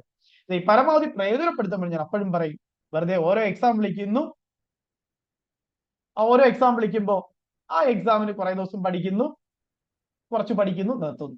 അടുത്ത എക്സാം വീണ്ടും വിളിക്കുന്നു, അടുത്ത എക്സാമിന് പ്രിപ്പയർ ചെയ്യുന്നു, പകുതി പഠിക്കുന്നു, നിർത്തുന്നു. ഇങ്ങനെ കണ്ടിന്യൂ ചെയ്ത് ഇതിങ്ങനെ ആവർത്തിച്ചുകൊണ്ടേയിരിക്കും. ഒരു എക്സാം പ്രിപ്പയർ ചെയ്യുന്നുണ്ടെങ്കിൽ ആ എക്സാമിന് 100% നമുക്ക് കംപ്ലീറ്റ് ചെയ്ത് എക്സാം എഴുതിയാൽ നമുക്ക് മസ്റ്റായിട്ട് ജോലി കിട്ടിയിരിക്കും, അല്ലെങ്കിൽ നമുക്ക് ആ ലക്ഷ്യത്തിലേക്ക് എത്താൻ പറ്റി. സോ 100% കംപ്ലീറ്റ്നെസ് ആണ് ആദ്യം വേണ്ടത്. അതാദ്യം നിങ്ങൾ പ്ലാൻ ചെയ്യേണ്ട കാര്യമാണ്. ആ ഒരു എക്സാം 5 മാസം കൊണ്ടാണെങ്കിൽ 5 മാസം കൊണ്ട് ഇതിന്റെ 100% നമുക്ക് കംപ്ലീറ്റ് ചെയ്യാം. ഇനി 1 വർഷം ഉണ്ടെങ്കിൽ ഇത് കൃത്യമായിട്ട് പ്ലാൻ ചെയ്യണം. ഇത്ര സമയം കൊണ്ട് എനിക്ക് ഇത്ര കാര്യങ്ങൾ കംപ്ലീറ്റ് ചെയ്യാനുണ്ട്, അത് കഴിഞ്ഞ് ഇത്ര മാസം എനിക്ക് റിവിഷൻ ചെയ്യണം. ആ ഒരു പ്ലാൻ നമുക്ക് ആദ്യം മുതൽ തന്നെ ഉണ്ടാവണം. സോ ഞാൻ ഉറപ്പ് തരികയാണ്, ഈ എക്സാമിന്റെ ക്ലാസ് ഇന്ന് തുടങ്ങുന്ന പോലെ അടുത്ത നമ്മുടെ എന്നാണോ അവസാനിക്കുന്നത്, നമ്മളിപ്പോ 15 മാസമാണ് പ്ലാൻ ചെയ്തിരിക്കുന്നതിൽ 1 വർഷം നമ്മൾ കംപ്ലീറ്റ് സിലബസ് കംപ്ലീറ്റ് ചെയ്തിരിക്കും ഇത്തവണ. ബാക്കി 3 മാസമെങ്കിലും മിനിമം നിങ്ങൾക്ക് റിവിഷൻ ഉണ്ടാകും. ഇനി എന്താണോ എക്സാം നടക്കുന്നത് അന്ന് വരെ അവസാനം വരെ ഞാൻ നിങ്ങളുടെ കൂടെ ഉണ്ടാവും. നിങ്ങൾക്ക് എന്താണ് പഠിക്കേണ്ടത്, എന്തൊക്കെ ക്വസ്റ്റ്യൻസ് ആണ് വർക്ക്ഔട്ട് ചെയ്യുന്നത്, എന്ത് ക്വസ്റ്റ്യൻ പേപ്പറുകൾ വർക്ക്ഔട്ട് ചെയ്യണം, ഏതൊക്കെ മോഡൽ എക്സാമ്പിൾ എഴുതണം, എല്ലാം ഞാൻ തരും. നിങ്ങളതൊന്ന് കംപ്ലീറ്റ് ചെയ്ത് ഒന്ന് പഠിച്ചാൽ മതി. നിങ്ങൾ മോഡൽ എക്സാമ്പിൾ എഴുതിയാൽ മതി, പറയുന്ന സമയത്തിന് കൃത്യമായിട്ട് അത് പ്രോപ്പറായിട്ട് കാര്യങ്ങൾ ചെയ്താൽ മാത്രം മതി. ഞാൻ കൃത്യമായിട്ട് ഉറപ്പ് തരികയാണ്. അത് കംപ്ലീറ്റ് ചെയ്ത് കഴിഞ്ഞാൽ ഉറപ്പായിട്ട് നിങ്ങൾക്ക് അതിനപ്പുറത്തുനിന്ന് ക്വസ്റ്റ്യൻ വന്നാലും നിങ്ങൾക്ക് അല്ല വേറെ ഒരാൾക്കും അത് എഴുതാൻ കഴിയത്തില്ല. ആ ഒരു ഉറപ്പ് എനിക്ക് തരാൻ കഴിയും. അതനുസരിച്ച് പൂർണ്ണമായിട്ടും അത് ഫോളോ ചെയ്താൽ മാത്രം മതി. നിങ്ങൾ അതൊന്ന് കംപ്ലീറ്റ് ചെയ്യുക. ഞാൻ പറയാം, നമുക്കൊരു എക്സാം നമ്മൾ പ്രിപ്പയർ ചെയ്താൽ അതിന് പൂർണ്ണമായിട്ടും നമ്മൾ കംപ്ലീറ്റ് ചെയ്യണം. അല്ലാതെ പകുതി പഠിച്ചിട്ടും 3/4 പഠിച്ചിട്ടും ഒക്കെ 100% പഠിക്കുന്ന കുട്ടികളോടൊപ്പം അല്ല എനിക്ക് നല്ല റാങ്ക് കിട്ടണമെന്ന് ആഗ്രഹിക്കുന്നത് തെറ്റാണ്. ഇത്രയും വലിയൊരു കോമ്പറ്റീറ്റീവ് എക്സാമിൽ അതിന് പോലും നമുക്ക് യോഗ്യതയില്ല. Luck factor വെച്ചുകൊണ്ടിരിക്കരുത്. നമ്മൾ കിട്ടുന്ന അവസരത്തെ നമ്മൾ 100% വിനിയോഗിക്കണം. എങ്കിലാണ് നമുക്ക് ദൈവം ബാക്കി അവസരങ്ങൾ തരുള്ളൂ. ഇത് പകുതി 6 സബ്ജക്ട്സ് പഠിച്ചിട്ട് 12, 14, 15 സബ്ജക്ട്സ് പഠിച്ച കുട്ടികളോടൊപ്പം എനിക്ക് ആദ്യ റാങ്കിൽ വേണമെന്ന് പ്രാർത്ഥനയും നേർച്ചയും കഴിച്ചതുകൊണ്ട് ഒരിക്കലും നമുക്ക് വിജയിക്കാൻ കഴിയത്തില്ല. അതങ്ങനെ ചെയ്യരുത്. സോ ആദ്യം നമ്മൾ ചെയ്യേണ്ടത് നമ്മൾ മറ്റുള്ളവരെ പോലെ കംപ്ലീറ്റ് പഠിക്കുക. പിന്നെ അവരെക്കാൾ കൂടുതൽ കാര്യങ്ങൾ പഠിക്കുക, മോഡൽ എക്സാം എഴുതുക, പ്രാക്ടീസ് ക്വസ്റ്റ്യൻ കൂടുതൽ വർക്ക്ഔട്ട് ചെയ്യുക, ദെൻ റിവിഷൻ കൂടുതലായിട്ട് ചെയ്യുക, അങ്ങനെ അവരുടെ മുന്നിലെത്തുക. ക്ലിയർ അല്ലേ? സോ അങ്ങനെ വേണം ചെയ്യാനായിട്ട്. ഓക്കെ, DME എക്സാമിനെ കുറിച്ച് നിങ്ങൾക്ക് വീണ്ടും വീണ്ടും ചോദിക്കാനുള്ളത് കട്ട് ഓഫ് എത്രയായിരിക്കും, ഇതൊക്കെ തന്നെയായിരിക്കും അല്ലെ. ഞാൻ ഓൾറെഡി പറഞ്ഞു, നമ്മൾ കൃത്യമായ പ്ലാനോടുകൂടി പഠിച്ചു കഴിഞ്ഞാൽ, പ്രോപ്പറായിട്ട് പഠിച്ചു കഴിഞ്ഞാൽ, വെറുതെ ഒരു സ്റ്റഡി അല്ലെങ്കിൽ ഒരു തിയറി നോട്ട് പുറകെ അല്ലാതെ കൃത്യമായി എല്ലാ രീതിയിലും പ്ലാൻ ചെയ്ത് പഠിച്ചു കഴിഞ്ഞാൽ, കോമ്പറ്റീറ്റീവ് എക്സാം ക്വസ്റ്റ്യൻ ബേസിൽ പഠിച്ചു കഴിഞ്ഞാൽ വളരെ എളുപ്പമുള്ള ഒരു എക്സാം തന്നെയായിരുന്നു ഇത്തവണത്തെ DME എക്സാം. ഈവൻ നിങ്ങൾ തന്നെ പറയുന്നുണ്ട്, നിങ്ങൾ തന്നെ പറയും 90 ക്വസ്റ്റ്യനോളം നിങ്ങൾക്ക് വളരെ ഫെമിലിയർ ആയിട്ടുള്ള ക്വസ്റ്റ്യനാണ്, പക്ഷെ കൺഫ്യൂഷൻസ് വന്ന് നിങ്ങൾ ഒരുപാട് മൈനസ് മാർക്കിലേക്ക് പോയതാണ് അല്ലെ. സോ അതുകൊണ്ട് തന്നെ ഞാൻ കൂടുതൽ കഴിഞ്ഞ കാര്യങ്ങളെ കുറിച്ച് ഇനി നിങ്ങൾ ഓർത്ത് അല്ലെങ്കിൽ കൂടുതൽ അതിനെ കയറി മുറിച്ച് നിങ്ങളെ വിഷമിപ്പിക്കുന്നൊന്നുമില്ല. എങ്കിലും ഞാൻ സാറ്റിസ്ഫൈഡ് ആണ്. DME എക്സാമിന്റെ ഓവറോൾ റിവ്യൂ വെച്ച് നേഴ്സസ് സക്സസ് മാജിക്കിന്റെ കുട്ടികളുടെ റിസൾട്ടിൽ ഞാൻ സാറ്റിസ്ഫൈഡ് ആണ്. കാരണം 70 മാർക്കിന് മുകളിൽ സ്കോർ ചെയ്ത കുട്ടികളുണ്ട്, 65 മാർക്കിനുള്ള കുട്ടികളുണ്ട്, 60 മാർക്കിന് മുകളിൽ കുട്ടികളുണ്ട്. ഈവൻ വളരെ ഒന്നും അറിയാതെ വന്ന കുട്ടികൾ പോലും ആവറേജ് മാർക്ക് അവർ 50 മാർക്കൊക്കെ നന്നായിട്ട് സ്കോർ ചെയ്തിട്ടുണ്ട് അല്ല. എല്ലാവരും പക്ഷെ വന്നത് ആ ഒരു റേഞ്ചിലായിപ്പോയി എന്നുള്ളൊരു 50 മാർക്ക് റേഞ്ചിലേക്ക്. അതിലേ ഉള്ളൂ വിഷമം ഞാൻ. കാരണം ഒരു 65 മാർക്കൊക്കെ സിമ്പിൾ ആയിട്ട് വാങ്ങാൻ പറ്റുന്ന ക്വസ്റ്റ്യൻ ആയിരുന്നു. നമ്മൾ കൃത്യമായിട്ട് പറഞ്ഞ പാറ്റേൺ ആയിരുന്നു. Education, administration, research and stat, even എക്സാമിന്റെ തലേദിവസം പാതിരാത്രി ഇട്ട വീഡിയോയിൽ പോലും ഞാൻ കൃത്യമായിട്ട് പറഞ്ഞു നിങ്ങൾ ഇത് എങ്ങനെയെങ്കിലും പഠിക്കണം. കാരണം ആ നഴ്സിംഗ് എഡ്യൂക്കേഷൻ വീഡിയോ അടിയിൽ കമന്റുകൾ കാരണമാണ് ഞാൻ ഈവൻ പാതിരാത്രി ഇരുന്ന് പോലെ ആ വീഡിയോ സെക്കൻഡ് വീഡിയോ ചെയ്തത്. അവർ മറ്റേ ആ ഒരു 20 മാർക്കിന് 15 മാർക്കിന് മുകളിൽ മേടിച്ച് എല്ലാവർക്കും ജോലി ഉറപ്പിക്കാം, അതിൽ ഒരു ഡൗട്ടും വേണം. ദെൻ അടുത്ത പറഞ്ഞു സോഷ്യോളജി, സൈക്കോളജി, മൈക്രോബയോളജിയുള്ള സബ്ജക്റ്റുകൾ, അതാണ് നിങ്ങൾ ഇമ്പോർട്ടൻസ് കൊടുക്കേണ്ടത്. മൈനർ സബ്ജക്ട്സ് കഴിഞ്ഞാൽ മെന്റൽ ഹെൽത്തും കമ്മ്യൂണിറ്റിയാണ് നിങ്ങൾ ഇമ്പോർട്ടൻസ് കൊടുക്കേണ്ടത്. ഞാൻ ഏറ്റവും ഉറപ്പിച്ച മാർക്കുകൾ പറഞ്ഞു അല്ലെ. ആ ഒരു മെത്തേഡിൽ കൃത്യമായിട്ട് ഫോളോ ചെയ്ത കുട്ടികൾക്ക് നല്ല മാർക്കിലേക്ക് എത്താൻ കഴിഞ്ഞിട്ടുണ്ട്. എങ്കിലും ഈ പല 50 മാർക്കിലേക്ക് പോയ കുട്ടികളുടെ ഞാൻ പ്രതീക്ഷിച്ച മാർക്ക് ഒരു 65 മാർക്കിന് മുകളിലായിരുന്നു. ഈവൻ രാവിലെ എക്സാം കഴിഞ്ഞ് വിളിക്കുമ്പോഴും ഞാൻ അതിന് മുകളിൽ മാർക്ക് പലരുടെയും പ്രതീക്ഷയായിരുന്നു. പക്ഷെ അങ്ങനെയുള്ള ഒരുപാട് പേര് 50 മാർക്ക് റേഞ്ചിലേക്ക് പോയപ്പോഴാണ് എനിക്കൊരു ആദ്യത്തെ ഇതിൽ വിഷമം വന്നത്. പക്ഷെ എങ്കിലും നിങ്ങൾക്കറിയാം, ഓവറോൾ നിങ്ങൾ എല്ലാം കേൾക്കുന്നത് വളരെ ടഫായിരുന്നു, വളരെ ടഫാണ്. പക്ഷെ നമ്മുടെ കുട്ടികൾ അതാരും പറഞ്ഞിട്ടില്ല. കാരണം എല്ലാം ഫെമിലിയർ ക്വസ്റ്റ്യൻ തന്നെയാണ് അവർക്ക്. കാരണം പ്രീവിയസ് ഇയർ ക്വസ്റ്റ്യൻ പേപ്പർ 125-ലധികം ക്വസ്റ്റ്യൻ പേപ്പർ വർക്ക്ഔട്ട് ചെയ്തു. ഈവൻ മെഡ്സർജി നിങ്ങൾ പറയുന്ന പല ക്വസ്റ്റ്യനുകളും ആ 125 ക്വസ്റ്റ്യൻ പേപ്പറിനകത്തുണ്ടായിരുന്നു. എല്ലാം സെൻട്രൽ എക്സാം ക്വസ്റ്റ്യനുകളാണ് റിപ്പീറ്റ് ചെയ്തത് അല്ലെ. നിങ്ങൾ ആ ക്വസ്റ്റ്യനുകൾ കാണണം. മിക്കതും സെൻട്രൽ ഗവൺമെന്റ് എക്സാം ക്വസ്റ്റ്യൻ പേപ്പറുകളാണ്. ക്വസ്റ്റ്യൻസ് ആർ റിപ്പീറ്റ് ചെയ്ത് തവണ. എനിവേ ഒരു തിയറി നോട്ടിനെ ബേസ് ചെയ്ത് പഠിക്കാതെ കൃത്യമായി നമുക്ക് പറഞ്ഞതുപോലെ 25% ഇമ്പോർട്ടൻറ്റ് തിയറിക്കും പ്രാക്ടീസ് ക്വസ്റ്റ്യൻസിനും മോഡൽ എക്സാമുകൾക്കും ക്വസ്റ്റ്യൻ പേപ്പർ വർക്കൗട്ടിനും സബ്ജക്ടിഫൈനും OMR എക്സാമിനും ഒക്കെ ഒരുപോലെ ഇമ്പോർട്ടൻസ് കൊടുത്തവർക്ക് അവർക്ക് നല്ല റാങ്കിലേക്ക് എത്താൻ കഴിഞ്ഞിട്ടുണ്ട്. ആ ഒരു ഉറപ്പ് ഞങ്ങൾക്കുണ്ട്. കട്ട് ഓഫ് നിങ്ങൾക്ക് അറിയാം, ഞാൻ പറഞ്ഞു ഒരു നമ്മുടെ കുട്ടികളുടെ ഇത് റിവ്യൂ വെച്ച് നോക്കുമ്പോൾ ഒരു 42 ±2 ഒക്കെ ഞങ്ങൾ പ്രതീക്ഷിക്കുന്നത് ഒരു കട്ട് ഓഫ് മാർക്ക്. കഴിഞ്ഞ വർഷത്തെ ആ ഒരു ലെവലിലാണ് മെയിൻ ലിസ്റ്റിൽ ഇടാൻ പോകുന്നതെങ്കിൽ ആ ഒരു എണ്ണമാണ്. ഇനി ഒരു കൂടുതൽ പേരെ ഉൾപ്പെടുത്താൻ ഉപയോഗിക്കും, അതിനനുസരിച്ച് മാർക്ക് വീണ്ടും കുറയാം. കഴിഞ്ഞ വർഷത്തെ വെച്ചിട്ട് എണ്ണം വെച്ചിട്ട് നോക്കുമ്പോൾ ഒരു 42 ±2 ഒക്കെ മാക്സിമം വരുള്ളൂ കട്ട് ഓഫ്. എങ്കിലും നമുക്കറിയാം കുറച്ചുകൂടി ഒരു മുകളിൽ നിൽക്കുന്ന മാർക്കുകളുള്ളത് സേഫ് ആണ്. ഒരു 4-5 മാർക്കിന് പോലെ ഒരു 3-4 മാർക്കിന് മുകളിലൊക്കെ ഉള്ളവർക്കാണെങ്കിൽ അത് സേഫ് മാർക്ക്. ഇതാണ് നമ്മുടെ ഇപ്പോഴത്തെ റിവ്യൂ. സോ പക്ഷെ അത്രയൊന്നും പോരാ അല്ലെ, നമ്മൾ പഠിച്ചതും അല്ലെ നമ്മൾ പ്ലാൻ ചെയ്ത് പഠിച്ചതും ഒക്കെ അത്രയ്ക്കുള്ള ഒരു മാർക്കിനല്ല. ഈവൻ ഒരു 65 മാർക്കൊക്കെ വളരെ സിമ്പിൾ ആയിട്ട് സ്കോർ ചെയ്യാൻ പറ്റുന്ന ക്വസ്റ്റ്യൻ പേപ്പർ തന്നെയായിരുന്നു. കാരണം അത്ര ഫെമിലിയർ ക്വസ്റ്റ്യനുകൾ തന്നെയായിരുന്നു. ഇനി കഴിഞ്ഞത് കഴിഞ്ഞു, മിസ്റ്റേക്കുകൾ ഒരുപാട് വരുത്തിയിട്ടുണ്ട്. അതിൽ ഞാൻ പറയുന്നു നമ്മുടെ കുട്ടികൾക്ക് ഒരുപാട് മിസ്റ്റേക്കുകൾ വന്നിട്ടുണ്ട്. മൈനസ് മാർക്കിന്റെ അല്ലെ, മൈനസ് മാർക്ക് എന്ന് പറയുന്നത് പ്രോബ്ലം നമ്മൾ ആദ്യം മുതലേ പറഞ്ഞ കാര്യമാണ്. നമ്മൾ മൈനസ് മാർക്ക് കറക്റ്റ് ചെയ്യണം വരും, വരാതിരിക്കത്തൊന്നുമില്ല, മൈനസ് മാർക്ക് വരും. പക്ഷെ അത് കറക്റ്റ് ചെയ്യാൻ നമ്മൾ നന്നായിട്ട് റിവിഷൻ ചെയ്യണം. ഏറ്റവും പ്രശ്നം വന്നത് റിവിഷൻ തന്നെയാണ്. റിവിഷനും OMR എക്സാം എഴുതുന്നത്. സോ അത് നമ്മൾ കൃത്യമായിട്ട് കറക്റ്റ് ചെയ്തേ പറ്റുള്ളൂ കേട്ടോ. എനിവേ നമുക്ക് അടുത്ത ബാക്കി നമ്മുടെ ഓറിയന്റേഷനിലേക്ക് കണ്ടിന്യൂ ചെയ്യാം. സോ നമ്മുടെ റെഗുലർ ലൈവ് ക്ലാസ്സുകൾ സ്റ്റാർട്ട് ചെയ്യുന്നത് ഈ വരുന്ന 10-ാം തീയതി മുതലാണ്. കാരണം ഇനി ഒരു 4 ദിവസം നിങ്ങൾക്ക് ഞങ്ങൾ എപ്പോഴും ചെയ്യുന്നത് പോലെ റിവ്യൂ ചെയ്യാനാണ്. പ്രീവിയസ് ഇയർ ക്വസ്റ്റ്യൻ പേപ്പറുകൾ കംപ്ലീറ്റ് ആയിട്ട് റിവ്യൂ ചെയ്യണം. ഇപ്പോൾ ലാസ്റ്റ് 10 പ്രീവിയസ് ഇയർ ക്വസ്റ്റ്യൻ പേപ്പറുകളാണ്, അല്ലെങ്കിൽ 10 എക്സാമുകളാണ് നമ്മുടെ റീസെന്റ് പാറ്റേണിൽ നടന്നിട്ടുള്ളത്. അതായത് GK ഒന്നുമില്ലാതെ നഴ്സിംഗ് സബ്ജക്ട്സ് മാത്രമായിട്ട് നടന്നിട്ടുള്ള 10 previous staff nurse exam question പേപ്പറുകളുണ്ട്. ക്വസ്റ്റ്യൻ പേപ്പർ നിങ്ങൾ കൃത്യമായിട്ട് റിവ്യൂ ചെയ്യണം. എന്താണ് ചോദിച്ചിരിക്കുന്നത്, ഓരോ സബ്ജക്റ്റുകൾ ഏത് ലെവലിലാണ് ഞാൻ പഠിക്കേണ്ടത്, ഈ ഒരു ക്വസ്റ്റ്യൻ അറ്റൻഡ് ചെയ്യാൻ കൃത്യമായിട്ട് റിവ്യൂ ചെയ്യാനുള്ള സമയമാണ് 4 ദിവസം എന്ന് പറയുന്നത്. ദെൻ റെഗുലർ ക്ലാസ്സുകൾ നമ്മൾ സ്റ്റാർട്ട് ചെയ്ത് കഴിഞ്ഞാൽ നമ്മൾ കൃത്യം ഒരു വർഷമാണ് നമ്മുടെ സിലബസ് കംപ്ലീഷൻ പ്ലാൻ ചെയ്തിരിക്കുന്നത്. ബാക്കി 3 മാസം കംപ്ലീറ്റ് ആയിട്ടും റിവിഷനും ദെൻ മോഡൽ എക്സാമുകളും ക്വസ്റ്റ്യൻ പേപ്പർ ഡിസ്കഷനും ആയിരിക്കും പൂർണ്ണമായിട്ടും. അത് എക്സാം എന്നാണോ അതുവരെ. എനിവേ ഒരു വർഷം കൊണ്ട് നമ്മുടെ സിലബസ് കംപ്ലീറ്റ് ആവും. ഇനി age limit DHS staff nurse PSC exam, അതുപോലെ എന്നാണ് DHS PSC വിളിക്കും, അല്ലെ ഞാൻ ഇപ്പോഴേ സാറെ പഠിച്ചു തുടങ്ങണം എന്ന് ഇപ്പോഴേ അങ്ങനെ ചിന്തിക്കുന്ന ഒരുപാട് പേരുണ്ട്. ഇപ്പോഴേ ഞാൻ പഠിക്കേണ്ടതായിട്ടുണ്ടോ, എക്സാം എപ്പോ ഉണ്ടാകും, അടുത്ത വർഷം ഉണ്ടാകുമോ, അല്ലെങ്കിൽ ഇത്രയും സമയം നേരത്തെ ഞാൻ പഠിക്കണോ? 2 കാര്യങ്ങളാണ് എനിക്ക് പറയാനുള്ളത്. ഒന്ന്, ഞാൻ പറഞ്ഞു ഇവിടെ പലരും ഓൾറെഡി DME പഠിച്ചവരാണ്. 2, നിങ്ങൾ അടുത്ത എക്സാമിന് പ്ലാൻ ചെയ്യുന്നുണ്ടെങ്കിൽ ഇതിന്റെ കണ്ടിന്യൂഷൻ ആയിട്ട് തന്നെ പഠിക്കുക. കാരണം നമ്മളിത് കണ്ടിന്യൂസ് ആയിട്ട് പഠിച്ചില്ല എങ്കിൽ ഒന്നാമത്തെ കാര്യം നമ്മൾ സ്വാഭാവികമായിട്ടും മറന്നുപോകും അല്ലെ. ഒരു 3 മാസം ഗ്യാപ്പ് ഒക്കെ എടുത്തു കഴിഞ്ഞാൽ പിന്നെ നിങ്ങൾ പഠിക്കാൻ തുടങ്ങുമ്പോൾ എല്ലാം നിങ്ങൾക്ക് പുതിയ സാധനം പോലെ തോന്നും. എല്ലാം പുതിയ കണ്ടന്റ് ആയിട്ട് തോന്നും. ഈ ഒരു വർഷം വളരെ നന്നായിട്ട് പഠിച്ച സാധനങ്ങളാണെങ്കിൽ പോലും ഒരു 3 മാസം ഗ്യാപ്പ് ഒക്കെ എടുത്തു കഴിഞ്ഞാൽ പിന്നെ നിങ്ങൾക്ക് കണ്ടന്റുകളെല്ലാം പുതിയതായിട്ട് തോന്നും. അതിലും നല്ലത് റെഗുലർ ആയിട്ട് കണ്ടിന്യൂസ് ആയിട്ട് അത് പഠിച്ചുകൊണ്ടേയിരിക്കും, എങ്കിലേ അത് മറന്നു പോകാതിരിക്കുള്ളൂ. രണ്ടാമത്തെ കാര്യം, നമ്മൾ 90% പേരും ഞാൻ പറഞ്ഞു ചെയ്യുന്നത് നോട്ടിഫിക്കേഷൻ വന്നിട്ട് പഠിക്കാനിരിക്കും, തീരില്ല. കഴിഞ്ഞ എക്സാമിനും ഇത് തന്നെ അവസ്ഥ, ഈ എക്സാമിന് ഇത് തന്നെ അവസ്ഥ. നിങ്ങൾ ഇത് അടുത്ത എക്സാമിന് ചെയ്യാൻ പോകുന്നത് നോട്ടിഫിക്കേഷൻ വന്നിട്ട് പഠിക്കാനാണെങ്കിൽ ഒരു കാരണവശാലും പ്രോപ്പർ ആയിട്ട് സിസ്റ്റമാറ്റിക് ആയിട്ട് ഒരു കോമ്പറ്റേറ്റീവ് എക്സാമിന്റെ രീതിയിൽ കംപ്ലീറ്റ് ചെയ്യാൻ പറ്റില്ല. സോ നമുക്കറിയാം നമ്മുടെ 90% പേരും ജോലി ചെയ്യുന്നവരാണ്. എല്ലാവരും നഴ്സിംഗ് ജോലി ടെമ്പററി ആയിട്ടോ ഒക്കെ ജോലി ചെയ്യുന്നവരാണ്. അങ്ങനെയുള്ളവര് അത്യാവശ്യം സമയമെടുത്ത് ചെയ്താൽ മാത്രമേ നിങ്ങൾക്ക് അത് കംപ്ലീറ്റ് ചെയ്യാൻ പറ്റുള്ളൂ.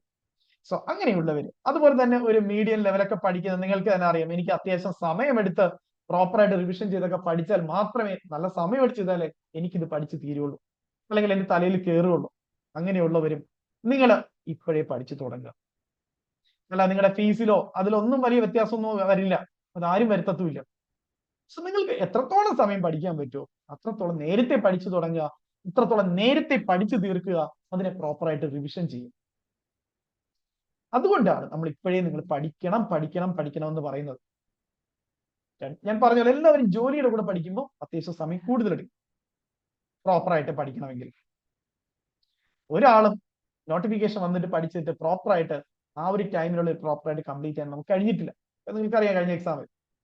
അതുകൊണ്ട് തന്നെ നേരത്തെ പഠിച്ചു തുടങ്ങുന്നതാണ് ഏറ്റവും നല്ലത്. നിങ്ങൾ തന്നെ ഒന്ന് ആലോചിച്ച് നോക്കുക. നമ്മുടെ കട്ട് ഓഫ് മാർക്ക് വന്ന് നിൽക്കുന്ന കഴിഞ്ഞ എക്സാം ഉൾപ്പെടെ പറഞ്ഞു തുടർച്ചയായി 11ാമത്തെ എക്സാമിലാണ് അറൌണ്ട് 40 മാർക്സിലേക്ക് വന്ന് നിൽക്കുന്നത്. ഇത്തവണത്തെ എക്സാം ആണെങ്കിലും കഴിഞ്ഞ DHS എക്സാം ആണെങ്കിലും എല്ലാവരും 90 ക്വസ്റ്റ്യനുകൾ പഠിച്ച ക്വസ്റ്റ്യനാണ്. 90 ക്വസ്റ്റ്യനുകൾ പഠിച്ചിട്ട് നമുക്ക് കട്ട് ഓഫ് നിൽക്കുന്നത് 40 മാർക്കിലൊക്കെയാണ്. ഇതൊന്നും അല്ല നമ്മുടെ വരേണ്ട മാർക്ക്. നമ്മുടെ പ്രിപ്പറേഷൻ, ഒരു കോമ്പറ്റേറ്റീവ് എക്സാം പ്രിപ്പറേഷൻ എന്ന് പറയുന്നത് പ്രോപ്പറായിട്ട് പ്രിപ്പയർ ചെയ്ത് കഴിഞ്ഞാൽ നല്ല മാർക്കുകൾ നമുക്ക് മേടിക്കാൻ പറ്റണം. 90 ക്വസ്റ്റ്യൻ പഠിച്ചാൽ അറ്റ്ലീസ്റ്റ് ഒരു 70 മാർക്ക് മേടിക്കാൻ പറ്റാം. 90 ക്വസ്റ്റ്യന്റെ കണ്ടന്റ് നമ്മൾ പഠിച്ചിട്ടുണ്ടെങ്കിൽ, അല്ലെങ്കിൽ 90 ക്വസ്റ്റ്യൻ നമ്മൾ പഠിച്ചതാണ് വന്നതെങ്കിൽ 70 മാർക്ക് നമുക്ക് വാങ്ങാൻ പറ്റണം. നമ്മുടെ നിലവാരമാണ് കുറഞ്ഞു പോകുന്നത്. അത് സംഭവിക്കരുത്.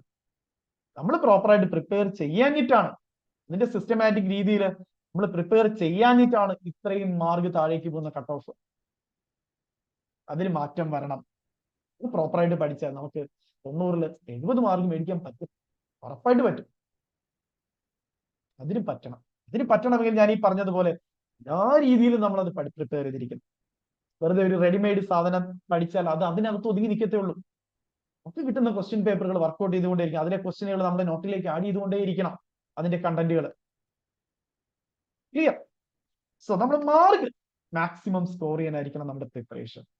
സോ നേരത്തെ പഠിച്ചു തുടങ്ങുക.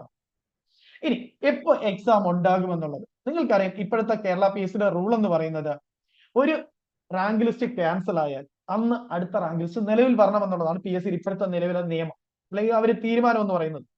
ഒരു എക്സാമ്പിളാണ് കഴിഞ്ഞ DHS എക്സാം. 14 ജില്ലയിലും എന്നാണോ DHS റാങ്ക് ലിസ്റ്റ് ക്യാൻസൽ ആയത് അതേ ദിവസം തന്നെ അടുത്ത റാങ്ക് ലിസ്റ്റ് നിലവിൽ വന്നു, അല്ലെ? ഒക്ടോബർ മുതൽ ജനുവരി ഉള്ള പീരീഡിൽ ഓരോ ജില്ലയിലും റാങ്ക് ലിസ്റ്റ് ക്യാൻസൽ ആയ അതേ ദിവസം തന്നെ അടുത്ത റാങ്ക് ലിസ്റ്റ് നിലവിൽ വന്നു. അതുകൊണ്ടാണ് കഴിഞ്ഞ എക്സാം കഴിഞ്ഞ് കൃത്യം റാങ്ക് ലിസ്റ്റ് വന്ന് 1.5 മാസം കഴിഞ്ഞപ്പോൾ നോട്ടിഫിക്കേഷൻ വന്നു. മെയ്യിൽ, നവംബറിൽ എക്സാം നടന്നു. അങ്ങനെ നമ്മൾ പ്രതീക്ഷിക്കുകയാണെങ്കിൽ ഈ റാങ്ക് ലിസ്റ്റ് വന്ന് അടുത്ത മെയ്യില് അല്ലെങ്കിൽ ജൂണില് നോട്ടിഫിക്കേഷൻ വരണം. ആ രീതിയിലാണെങ്കിൽ. ഇനി ഇൻ കേസ് കഴിഞ്ഞ തവണ ഇന്റർവ്യൂ ഉള്ളത് കുറച്ച് നേരത്തെ വിളിച്ചതാണെങ്കിൽ പോലും അടുത്ത വർഷം ഡിസംബറിന് മുന്നേ നോട്ടിഫിക്കേഷൻ വരണം. സോ അടുത്ത വർഷം ഏജ് ലിമിറ്റ് അല്ലെങ്കിൽ ഏജ് ഓവർ ആവുന്നവർക്ക് അടുത്ത DHS എക്സാം എഴുതാൻ പറ്റുന്ന ലെവലായിരിക്കും നോട്ടിഫിക്കേഷൻ വരിക. അതുകൊണ്ടാണ് നമ്മൾ ഒരു 15 മന്ത്സിന്റെ പ്ലാൻ തയ്യാറാക്കിയിരിക്കുന്നത് മിനിമം. ഇത് കൂടാതെ നിങ്ങൾക്ക് പറയാം DME എക്സാം. ഈ കഴിഞ്ഞ DME എക്സാമിന്റെ റാങ്ക് ലിസ്റ്റിന്റെ കാലാവധി എന്ന് പറയുന്നത് അടുത്ത ജനുവരി ലാസ്റ്റ്. 2026 ജനുവരി ലാസ്റ്റ് വരെ DME എക്സാമിന്റെ റാങ്ക് ലിസ്റ്റിന് കാലാവധി ഉണ്ട്. പക്ഷെ എക്സാം വിളിച്ചെന്നാ 2024 ഡിസംബർ 15. കഴിഞ്ഞ ഡിസംബർ ലാസ്റ്റില് നോട്ടിഫിക്കേഷൻ വന്നു. അടുത്ത 2026 ജനുവരി ലാസ്റ്റ് വീക്ക് വരെ അടുത്ത റാങ്ക് ലിസ്റ്റ് കാലാവധിയുണ്ട്, ഇപ്പോഴത്തെ റാങ്ക് ലിസ്റ്റ് കാലാവധിയുണ്ട്. ഇതെല്ലാം PSC ഉദ്ദേശിക്കുന്നത് അടുത്ത റാങ്ക് ലിസ്റ്റ് എന്നാണോ കാലാവധി കഴിയുന്നത് ആ സമയത്ത് വെരിഫിക്കേഷൻ കഴിഞ്ഞ് ഷോർട്ട് ലിസ്റ്റ് വന്ന് ഇന്റർവ്യൂവും കഴിഞ്ഞ് റാങ്ക് ലിസ്റ്റ് നിലവിൽ വരണം. കൃത്യം 1 വർഷം മുന്നെങ്കിലും നോട്ടിഫിക്കേഷൻ വന്നാലേ ആ സമയത്ത് അടുത്ത റാങ്ക് ലിസ്റ്റ് നിലവിൽ വരാൻ പറ്റുള്ളൂ. അതുകൊണ്ടാണ് നമ്മൾ അടുത്ത വർഷം പകുതിയോടുകൂടി അല്ലെങ്കിൽ പകുതി കഴിയുമ്പോൾ അല്ലെങ്കിൽ ലാസ്റ്റിൽ മസ്റ്റ് ആയിട്ടും എക്സാം നോട്ടിഫിക്കേഷൻ ഉണ്ടാകും എന്ന് പറയുന്നത്. നിങ്ങൾക്കറിയാം ഇതൊരു വലിയൊരു പീരീഡാണ്. ഇത്രയും വലിയൊരു പീരീഡ് ആത്മാർത്ഥമായിട്ട് കൃത്യമായിട്ട് മടുത്തു പോകാതെ പ്രിപ്പയർ ചെയ്യുന്നവരെ അവസാനം വരെ ലക്ഷ്യത്തിലേക്ക് എത്തുള്ളൂ. അല്ലെ? ഈ DMEയുടെ ക്ഷീണമൊക്കെ കുറച്ച് കഴിയുമ്പോൾ മാറും, നിങ്ങൾക്ക് മറക്കും. ഇപ്പൊ ഈ DMEയുടെ അതേ വിഷമത്തിൽ അല്ലെ ഇരിക്കുന്നവര് കുറച്ചുകൂടെ കഴിയുമ്പോൾ അതിന്റെ വിഷമമൊക്കെ അങ്ങ് മാറും. അപ്പോഴാണ് പിന്നെ തണുത്തു പോകും. അങ്ങനെ സംഭവിക്കരുത്. കൃത്യം നമ്മുടെ പ്ലാൻ എന്തായിരിക്കണം? 1 വർഷം കൊണ്ട് ഞാനൊരു കോമ്പറ്റേറ്റീവ് എക്സാം സിലബസ് പൂർണ്ണമായിട്ടും കംപ്ലീറ്റ് ചെയ്യും. അതിനുശേഷം എനിക്ക് എത്രത്തോളം ടൈം കിട്ടുമോ അത്രത്തോളം ഞാൻ കൂടുതലായിട്ട് റിവിഷൻ ചെയ്യും, കൂടുതലായിട്ട് ക്വസ്റ്റ്യൻ പേപ്പർ വർക്ക്ഔട്ട് ചെയ്യും, OMR എക്സാമുകൾ എഴുതി ഞാൻ പ്രിപ്പയർ ആവും. ഞാൻ പറഞ്ഞു നമ്മുടെ അനാലിസിസ് 42 ± 2 ആണ് നമ്മുടെ കുട്ടികളുടെ റിവ്യൂ വെച്ചിട്ടുള്ള കട്ട് ഓഫ് പറയുന്നത്. അത് കഴിഞ്ഞ വർഷത്തെ എണ്ണമാണ് ഞാൻ പറയുന്നത്. അതിൽ കൂടുതൽ പേരെ ഉൾപ്പെടുത്തുകയാണെങ്കിൽ വീണ്ടും മാർക്ക് കുറഞ്ഞേക്കാം. സോ അപ്പോ നമ്മൾ ഓഗസ്റ്റ് 10-നാണ് ക്ലാസ് സ്റ്റാർട്ട് ചെയ്യുന്നത്. നാളെ മുതൽ നിങ്ങൾക്ക് ഇതുവരെ നമ്മൾ റീസെന്റ് പാറ്റേണിലുള്ള 10 previous exam staff nurse exam question paper workout ചെയ്യാൻ റിവ്യൂ ചെയ്യുക, വായിച്ച് മനസ്സിലാക്കുക. ഓരോ സബ്ജക്ട്സിലും ഞാൻ എന്തൊക്കെയാണ് ക്വസ്റ്റ്യൻ പഠിക്കേണ്ടത് അത് മനസ്സിലാക്കിയിട്ട് പഠിച്ചു തുടങ്ങാം. കേട്ടോ? ഓൾറെഡി ഞാൻ പറഞ്ഞു, അനാലിസിസ് ഓൾറെഡി പറഞ്ഞു കഴിഞ്ഞു. ഏറ്റവും കൂടുതൽ പ്രോബ്ലം ഫേസ് ചെയ്യുക നെഗറ്റീവ് മാർക്കിംഗ് തന്നെയാണ്. വളരെ ഫെമിലിയർ ആയുള്ള ക്വസ്റ്റ്യനിൽ പോലും കൺഫ്യൂഷൻസ് വന്ന് നെഗറ്റീവ് മാർക്കിങ്ങിലേക്ക് പോയത് തന്നെയാണ് ഇത്തവണ. ഇത് തന്നെയാണ് ആവർത്തിക്കുന്നത്. കഴിഞ്ഞ എക്സാമ്പിൾ ഇത് തന്നെയാണ് നമ്മുടെ ഇവാലുവേഷൻ എന്ന് പറയുന്നത്. സോ നെഗറ്റീവ് മാർക്കിംഗ് എന്ന് പറയുന്നത് ഒഴിവാക്കിയേ പറ്റും. വരും, വരാതിരിക്കത്തൊന്നുമില്ല. അതൊക്കെ ഒരു പരിധി വരെയൊക്കെ വരാം, സ്വാഭാവികമായിട്ട് വരും. പക്ഷെ ഒരു പരിധിയുടെ അപ്പുറത്തേക്ക് പോകാൻ പാടില്ല. അതിന് മെയിൻ കാര്യം എന്ന് പറയുന്നത് നമുക്ക് കൃത്യമായിട്ട് സിലബസ് അല്ലെങ്കിൽ ആ ഒരു ക്വസ്റ്റ്യൻ ആൻസർ അറിയാഞ്ഞിട്ട് തന്നെയാണ്. പ്രോപ്പറായിട്ട് നമ്മൾ റിവിഷൻ ചെയ്ത് തന്നെ വർക്ക്ഔട്ട് ചെയ്യണം. അതുപോലെ തന്നെ ക്വസ്റ്റ്യൻസ് വർക്ക്ഔട്ട് ചെയ്ത് തന്നെ പഠിക്കണം. പ്രോപ്പറായിട്ട് റിവിഷൻ ചെയ്താലേ ഓർമ്മ വരുള്ളൂ. അല്ലാതെ ഞാൻ ആ ടോപ്പിക്ക് പഠിച്ചതാണ് എന്ന് പറഞ്ഞിട്ട് എനിക്ക് ഏകദേശം അറിയാമെന്ന് പറഞ്ഞിട്ട് വെറുതെ കുത്താൻ പറ്റില്ല. കട്ട് ഓഫ് ഞാൻ പറഞ്ഞല്ലോ, നമ്മുടെ അനാലിസിസ് എന്ന് പറയുന്നത് 42 ± 2 ആണ്. അത് കഴിഞ്ഞ തവണത്തെ ലിസ്റ്റിന്റെ എണ്ണം അനുസരിച്ചാണ്. അത് എണ്ണം വെച്ചിട്ടാണ് പറഞ്ഞത് കേട്ടോ. അതിൽ കൂടുതൽ പേരെ ഉൾപ്പെടുത്തിയാൽ കുറച്ചുകൂടെ താഴോട്ട് പോകാം. സോ ഇതിനുള്ള സൊല്യൂഷൻ എന്ന് പറഞ്ഞാൽ നിങ്ങൾക്കറിയാം, നെഗറ്റീവ് മാർക്കിംഗ് ഒഴിവാക്കി കൃത്യമായിട്ട് നമുക്ക് കണ്ടന്റ് അറിയണം. കണ്ടന്റ് അറിഞ്ഞേ പറ്റുള്ളൂ. അതിന് ഏറ്റവും ബെസ്റ്റ് മെത്തേഡ് റിവിഷൻ ചെയ്യുക എന്നുള്ള. പ്രോപ്പറായിട്ട് റിവൈസ് ചെയ്യുക, റിപ്പീറ്റ് ആയിട്ട് പഠിക്കുക, റിവിഷൻ റിപ്പീറ്റ്. അത് മാത്രമേ ഉള്ളൂ സക്സസിലേക്കുള്ള വഴി എന്ന് പറയുന്നത്. റിവിഷൻ ചെയ്തുകൊണ്ടേയിരിക്കുക, അത് റിപ്പീറ്റഡ് ആയിട്ട് വായിച്ചുകൊണ്ടേയിരിക്കുക, റിപ്പീറ്റഡ് ആയിട്ട് പഠിക്കുക, കൺസിസ്റ്റന്റ് ആയിട്ട് പഠിക്കുക.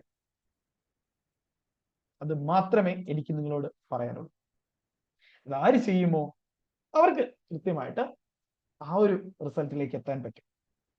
എപ്പോഴും നമ്മളൊരു എക്സാമിന് 7 മാസം കൊണ്ടാണോ പ്ലാൻ ചെയ്യുന്നത്, ആ ഒരു സിലബസ് കംപ്ലീറ്റ് ആയിട്ട് പ്ലാൻ ചെയ്ത് വർക്ക്ഔട്ട് ചെയ്ത് അതിനെ പൂർണ്ണമായിട്ടും അതിനെന്ത് ചെയ്യാൻ പറ്റണം, എനിക്ക് കംപ്ലീറ്റ് ചെയ്യാൻ പറ്റണം എല്ലാ രീതിയിലും.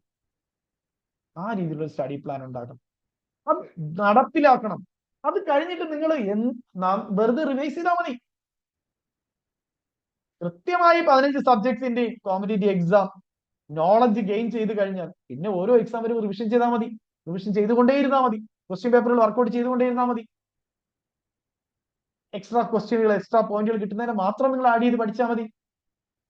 So revision revision revision revision revision, എനിക്ക് അത് മാത്രമേ പറയാനുള്ളൂ. പിന്നെ OMR എക്സാം, നിങ്ങൾ എല്ലാവരോടും ഞാൻ ആദ്യം തന്നെ 3 കാര്യങ്ങൾ നമ്മൾ ഇത്തവണയെങ്കിലും ഉറപ്പായിട്ട് ഒരു 4 ചോദ്യങ്ങളെങ്കിലും DMEയുടെ ക്വസ്റ്റ്യൻ പേപ്പറിൽ ആൻസർ കറക്ഷൻ ഉണ്ടാവും, അല്ലെങ്കിൽ അത് ക്യാൻസൽ ആവും. അതിൽ ഒരു ഡൗട്ടും ആർക്കും വേണം. 4 ക്വസ്റ്റ്യൻ എങ്കിലും ക്യാൻസൽ ആവും, അല്ലെങ്കിൽ ആൻസർ കറക്ഷൻ ഉണ്ടാവും. പിന്നെ നിങ്ങൾക്ക് തന്നെ അറിയാലോ, വളരെ സിമ്പിൾ ആയിട്ടുള്ള ക്വസ്റ്റ്യൻ പോലും കൊണ്ട് കോപ്പി അടിച്ച് എവിടെന്നെങ്കിലും ഒക്കെ ഇടും, അല്ലെ? സ്ഥിരമാണ് ഇപ്പോൾ അത്. ഓക്കെ, അപ്പൊ ഇത് നിങ്ങൾ നന്നായിട്ട് മനസ്സിലാക്കി ഒരു പ്ലാൻ തയ്യാറാക്കി തന്നെ കംപ്ലീറ്റ് ആയിട്ട് പഠിക്കുക. 3 കാര്യങ്ങൾ എനിക്ക് 10-ാം തീയതി നിങ്ങളുടെ കയ്യിലുണ്ടാവണം. ഒന്ന്, നമ്മുടെ ഓരോ സബ്ജക്ട്സിനും നിങ്ങൾ മൈൻഡ് മാപ്പ് പ്രിന്റ് ഔട്ട് എടുക്കണം. നമ്മൾ PDF ഷെയർ ചെയ്യും. അതിന്റെ ഓരോ സബ്ജക്ട്സിനും നിങ്ങൾ മൈൻഡ് മാപ്പ് എടുക്കും. അതിനുശേഷം നമ്മൾ ഓരോ സബ്ജക്ട്സ് പഠിക്കുമ്പോഴും ആ പഠിക്കുന്ന ടോപ്പിക് മൈൻഡ് മാപ്പിനകത്ത് ടോപ്പിക്കിനകത്ത് എഴുതണം. അതിന്റെ തിയറി പഠിക്കുമ്പോൾ മൈൻഡ് മാപ്പിലെ തിയറി ടോപ്പിക് എന്ന് പറയുന്ന കോളം ടിക്ക് ചെയ്യണം. ആ ടോപ്പിക്കിന്റെ practice question, previous year questions complete workout ചെയ്ത് കഴിയുമ്പോൾ ആ കോളം നിങ്ങൾ ടിക്ക് ചെയ്യണം മൈൻഡ് മാപ്പിൽ. അതിന്റെ യൂണിറ്റ് എക്സാം കംപ്ലീറ്റ് ചെയ്യും. ആ ടോപ്പിക്കുകൾ ചേർന്നിട്ടുള്ള യൂണിറ്റ് എക്സാം കംപ്ലീറ്റ് ചെയ്യുമ്പോൾ യൂണിറ്റ് എക്സാം കോളം ടിക്ക് ചെയ്യണം. ആ സബ്ജക്ട് കംപ്ലീറ്റ് ആക്കി ഫസ്റ്റ് സബ്ജക്ട് എക്സാം കംപ്ലീറ്റ് ചെയ്യുമ്പോൾ അത് ടിക്ക് ചെയ്യണം. രണ്ടാമത്തെ സബ്ജക്ട് എക്സാം എഴുതുമ്പോൾ അത് ടിക്ക് ചെയ്യണം. ഇങ്ങനെ ഓരോന്നും ടോപ്പിക് ബൈ ടോപ്പിക് ആയിട്ട് എഴുതി ഓരോന്നും കംപ്ലീറ്റ് ചെയ്യുന്ന അവിടെ ടിക്ക് ചെയ്ത് വേണം പോകാൻ. അങ്ങനെ മൈൻഡ് മാപ്പ് ഓരോ സബ്ജക്ട്സിന്റെ നിങ്ങൾ തയ്യാറാക്കിയിരിക്കണം. സോ ആദ്യം തന്നെ 14 സബ്ജക്ട്സിന്റെയും മൈൻഡ് മാപ്പ് പ്രിന്റ് ഔട്ട് എടുക്കും. അതിനുശേഷം നമ്മൾ പഠിക്കുന്ന അനുസരിച്ച് അതിനകത്ത് ഫില്ല് ചെയ്യുക കോളംസ്. രണ്ടാമത് നിങ്ങളുടെ കയ്യിൽ വേണ്ടത് എല്ലാ സബ്ജക്ട്സിനും ഓരോ സബ്ജക്ട് ഫയൽ മസ്റ്റ് ആയിട്ട് ഉണ്ടാവും. ഇതെല്ലാം ഇത്തവണ ആദ്യത്തെ ക്ലാസ് മുതൽ തന്നെ സിസ്റ്റമാറ്റിക് ആയിട്ട് പോകണം. അല്ലാതെ കുറച്ച് പേര് മൈൻഡ് മാപ്പ് ചെയ്യുന്നു, ബാക്കിയുള്ളവർ ചെയ്യാതിരിക്കുക, അത് ഇത്തവണ പറ്റത്തില്ല. എല്ലാവരുടെ കയ്യിലും ഈ 3 സാധനങ്ങൾ ഉണ്ടാവും. സോ സബ്ജക്ട് ഫയൽ നിങ്ങൾക്കറിയാം, നമ്മൾ ഓരോ ആഴ്ചയും നിങ്ങൾക്ക് ഹോംവർക്ക് ക്വസ്റ്റ്യൻ പേപ്പർ തരും PDF ആയിട്ട് തന്നെ. അതിൽ നിങ്ങൾ 2 കാര്യങ്ങൾ ചെയ്യണം. ഒന്ന്, ആഴ്ചയിൽ ഒരു OMR എക്സാം എഴുതി നെഗറ്റീവ് മാർക്കിംഗ് നോക്കണം. രണ്ടാമത്, ആ ക്വസ്റ്റ്യൻ പേപ്പറിലെ ഓരോ സബ്ജക്റ്റിന്റെ ക്വസ്റ്റ്യൻസ് അതാത് സബ്ജക്റ്റിന്റെ ഫയലിലെ ചോദ്യവും ഉത്തരവുമായിട്ട് എഴുതി വെക്കണം. അല്ലെ, ഇപ്പൊ നിങ്ങൾക്ക് അറിയാം കേരള ബിസ് ഇതിലുള്ള 35ഓളം ക്വസ്റ്റ്യൻ പേപ്പർ നിങ്ങളുടെ കോഴ്സ് ഫോൾഡറിനകത്ത് തന്നെ പ്രീവിയസ് ഇയർ ക്വസ്റ്റ്യൻ പേപ്പറിനകത്തുണ്ട്. ഇത് കൂടാതെ നമ്മൾ MSc എൻട്രൻസിന്റെയും പോസ്റ്റ് BSc എൻട്രൻസിന്റെയും സ്പെഷ്യാലിറ്റി എൻട്രൻസിന്റെയും JPHന്റെയും അതുപോലെ തന്നെ നഴ്സിംഗ് ട്യൂട്ടറിന്റെയും മറ്റ് സംസ്ഥാനങ്ങളിലെ PSC എക്സാമുകൾ, സെൻട്രൽ ഗവൺമെന്റ് എക്സാമുകളുടെ എല്ലാം PDF ആയിട്ട് തന്നെ ക്വസ്റ്റ്യൻ പേപ്പർ വർക്ക്ഔട്ട് ചെയ്യുന്നത് OMR എക്സാം എഴുതാനായിട്ട്. സോ അതിലെ ചോദ്യങ്ങൾ കൃത്യമായിട്ട് സബ്ജക്ട് തിരിച്ച് എഴുതി വെക്കണം ഓരോ സബ്ജക്ട് ഫയലിനകത്ത്. സോ മിനിമം ഇത്തവണ 150 പ്രീവിയസ് ക്വസ്റ്റ്യൻ പേപ്പർ എങ്കിലും നിങ്ങൾ സബ്ജക്ട് ഫയലിനകത്ത് സബ്ജക്ട് തിരിച്ച് എഴുതിയിട്ടുണ്ടാവും. അതിനുള്ള സമയം ആവശ്യത്തിനുണ്ട്. സോ അങ്ങനെ നിങ്ങൾ ഒന്ന് ആലോചിക്കുക, 150 ക്വസ്റ്റ്യൻ പേപ്പർ സബ്ജക്ട് ക്വസ്റ്റ്യൻസ് എഴുതി വെച്ചാൽ മിനിമം ഓരോ സബ്ജക്ട്സിനും 1500ഓളം ക്വസ്റ്റ്യൻസ് കിട്ടും അല്ലെ. 10 ക്വസ്റ്റ്യൻസ് വരെ മേജർ സബ്ജക്ട്സുകൾ. 1500 ക്വസ്റ്റ്യൻ വർക്ക്ഔട്ട് ചെയ്താൽ പോലും നിങ്ങൾക്ക് സിമ്പിൾ ടു കോംപ്ലക്സ് എല്ലാ ക്വസ്റ്റ്യൻസും അതിനകത്ത് ഉണ്ടാവും. കാരണം എല്ലാ സെൻട്രൽ എക്സാം ഉൾപ്പെടെ നമ്മൾ വർക്ക്ഔട്ട് ചെയ്യാം. സോ വെറൈറ്റീസ് ഓഫ് ലെവൽസിലെ ക്വസ്റ്റ്യൻസുകൾ കിട്ടും അതിനകത്ത്. പിന്നെ നമ്മൾ പറഞ്ഞിട്ടുണ്ട്, നമ്മൾ നെഗറ്റീവ് മാർക്കിംഗ് നമ്മൾ ഏറ്റവും ബെസ്റ്റ് മെത്തേഡ് OMR എക്സാം എഴുതി പ്രാക്ടീസ് ചെയ്യുന്നുള്ളതാണ്. ഇത് ഇപ്പോഴേ ചെയ്യണം. അതിനാണ് നമ്മുടെ OMR മാസ്റ്റർ ഗുരു എന്ന് പറയുന്ന പ്ലാൻ ഉള്ളത്. സോ OMR മാസ്റ്റർ ഗുരു നമ്മൾ ഓരോ ക്വസ്റ്റ്യൻ പേപ്പർ നിങ്ങൾ ഹോംവർക്ക് വരുമ്പോഴും നിങ്ങൾ അതിനകത്ത് എഴുതി വെക്കണം. എന്നിട്ട് അതിൽ ഏതാണോ OMR എക്സാം അറ്റൻഡ് ചെയ്യുന്നത് അതിൽ നിങ്ങൾ എത്ര ക്വസ്റ്റ്യൻ അറ്റൻഡ് ചെയ്തു, എത്ര ക്വസ്റ്റ്യൻ നെഗറ്റീവ് മാർക്കിംഗ് വന്നു, നെഗറ്റീവ് മാർക്കിംഗ് എത്ര വന്നു, ദെൻ അത് കൃത്യമായിട്ട് ഫൈനൽ സ്കോർ എത്രയെന്ന് എഴുതി വെക്കണം. അത് കഴിഞ്ഞ് രണ്ടാമത്തെ ആഴ്ച നിങ്ങൾ അടുത്ത എക്സാം എഴുതുമ്പോൾ അവിടെയും ഇതുപോലെ എഴുതണം. പക്ഷെ ഒരു കാര്യം കൂടി നിങ്ങൾ ആഡ് ചെയ്യണം. കഴിഞ്ഞ എക്സാമിനെക്കാളും നെഗറ്റീവ് മാർക്കിംഗ് എത്ര കൂടി അല്ലെങ്കിൽ എത്ര കുറഞ്ഞു എന്നുള്ളത് കൃത്യമായിട്ട് അവിടെ ഒരു ഇവാലുവേഷൻ ഉണ്ടാവും. കഴിഞ്ഞ എക്സാമിനേക്കാളും നെഗറ്റീവ് മാർക്കിംഗ് കൂടിയോ അല്ലെങ്കിൽ കുറഞ്ഞോ, അത് എത്ര കുറഞ്ഞു, അതിന്റെ ഒരു ഇവാലുവേഷൻ കൂടി അതിനകത്ത് നോട്ട് ചെയ്യണം. സോ ഈ 3 കാര്യങ്ങൾ ഫസ്റ്റ് ക്ലാസ് മുതൽ നിങ്ങളുടെ കയ്യിൽ ഉണ്ടാകണം. മൈൻഡ് മാപ്പ് ഓരോ സബ്ജക്ട്സിന്റെ ഉണ്ടാകണം, പഠിക്കുന്ന അനുസരിച്ച് അതിനകത്ത് നോട്ട് ചെയ്യണം. രണ്ടാമത് OMR മാസ്റ്റർ ഗുരു ഉണ്ടാകണം, അതിന്റെ PDF എടുക്കണം. മൂന്നാമത്തത് സബ്ജക്ട് ഫയൽ. സബ്ജക്ട് ഫയൽ സാധാരണ നിങ്ങളുടെ സ്പൈറൽ ചെയ്യുന്ന സാധനമല്ലോ. കുറച്ച് A4 ഷീറ്റ് പേപ്പർ എടുത്താൽ മതി. അതിനകത്ത് ഓരോന്നിനകത്ത് ഓരോ സബ്ജക്ട്സിന്റെ ഹെഡിങ് എഴുതി വൃത്തിയായിട്ട് വെക്കുക. ദെൻ ഓരോ പേപ്പറിൽ സബ്ജക്റ്റിന്റെ ക്വസ്റ്റ്യൻസ് എഴുതുമ്പോൾ അത് ഫിൽ ആകുമ്പോൾ അതിനകത്തേക്ക് സബ്ജക്ട് ഫയലിനകത്തേക്ക് പിൻ ചെയ്ത് വെക്കുക, അല്ലെങ്കിൽ സ്പൈറൽ ചെയ്തോ എങ്ങനെ വേണമെങ്കിലും നിങ്ങൾക്ക് വെക്കാം. അതൊക്കെ ഏറ്റവും അടിപൊളിയായിട്ട് തന്നെ പ്രിപ്പയർ ചെയ്യണം. ഇങ്ങനെയൊക്കെയാണ് competitive exam prepare. Clear? So ഈ 3 കാര്യങ്ങൾ നിങ്ങളുടെ കയ്യില് 10-ാം തീയതി ക്ലാസ് സ്റ്റാർട്ട് ചെയ്യുമ്പോൾ തന്നെ ഉണ്ടാവും. പിന്നെ അറിയേണ്ടത് സിലബസിനെ കുറിച്ചാണ്. പിന്നെ ഏജ് ലിമിറ്റ് നിങ്ങൾക്ക് അറിയാം. OBC ജനറൽ കാറ്റഗറിയുടെ ഏജ് ലിമിറ്റ് 36 ആണ്. ദെൻ OBC ആണെങ്കിൽ 39 ആണ്. SC ST ആണെങ്കിൽ 41 വരെയാണ് ഏജ് ലിമിറ്റ് വരെ. സിലബസ് വരുന്നത് നിങ്ങൾക്കറിയാം, നഴ്സിംഗിന്റെ കേരള പീസിലെ ഏതൊരു എക്സാം ആണെങ്കിലും, അത് സ്റ്റാഫ് നേഴ്സ് ആണെങ്കിലും നഴ്സിംഗ് ട്യൂട്ടർ ആണെങ്കിലും അസിസ്റ്റന്റ് പ്രൊഫസർ ആണെങ്കിലും എല്ലാം സിലബസ് സെയിം തന്നെയാണ്. നിങ്ങൾ നഴ്സിംഗ് പഠിക്കുന്ന എല്ലാ സിലബസും ആണ് അവർ പറയുന്നത്. പിന്നെ അവസാനം പറഞ്ഞിട്ടാണ് നിങ്ങളുടെ നഴ്സിംഗുമായിട്ട് ബന്ധപ്പെട്ട എന്ത് ചോദ്യങ്ങളും അവസാനം നോട്ടായിട്ട് കൊടുത്തിട്ടുണ്ടാവും. എന്ത് ചോദ്യങ്ങളും ചോദിക്കാം, നിങ്ങളുടെ കോഴ്സുമായിട്ട് ബന്ധപ്പെട്ട നിങ്ങളുടെ സിലബസിൽ ഉൾപ്പെടുന്ന എന്ത് ചോദ്യങ്ങൾ വേണമെങ്കിൽ ചോദിക്കാമെന്ന് അവസാനം ഒരു നോട്ടും കൊടുത്തിട്ടുണ്ട്. അതുകൊണ്ട് സിലബസ് എന്ന് പറയുന്നത് ജസ്റ്റ് ഒരു ഔട്ട്ലൈൻ മാത്രമാണ്. അതിനകത്ത് എന്ത് പഠിപ്പിക്കണം എന്ന് പറഞ്ഞു തരാനാണ് ഞാനുള്ളത് അല്ലെ. ഓരോ സബ്ജക്ട്സിനകത്ത് എന്ത് പഠിക്കണം, ഓരോ സബ്ജക്ട്സിനകത്ത് ഏതൊക്കെ ടോപ്പിക്ക് പഠിക്കണം, ഓരോ ടോപ്പിക്കിനകത്ത് ഏതൊക്കെ ക്വസ്റ്റ്യനുകൾ അല്ലെങ്കിൽ എക്സാം പോയിന്റുകൾ പഠിക്കണം, അത് പറഞ്ഞു തരിക എന്നുള്ളതാണ് എന്റെ കർത്തവ്യം എന്ന് പറയുന്നത്. അത് കൃത്യമായിട്ട് മനസ്സിലാക്കി തരിക.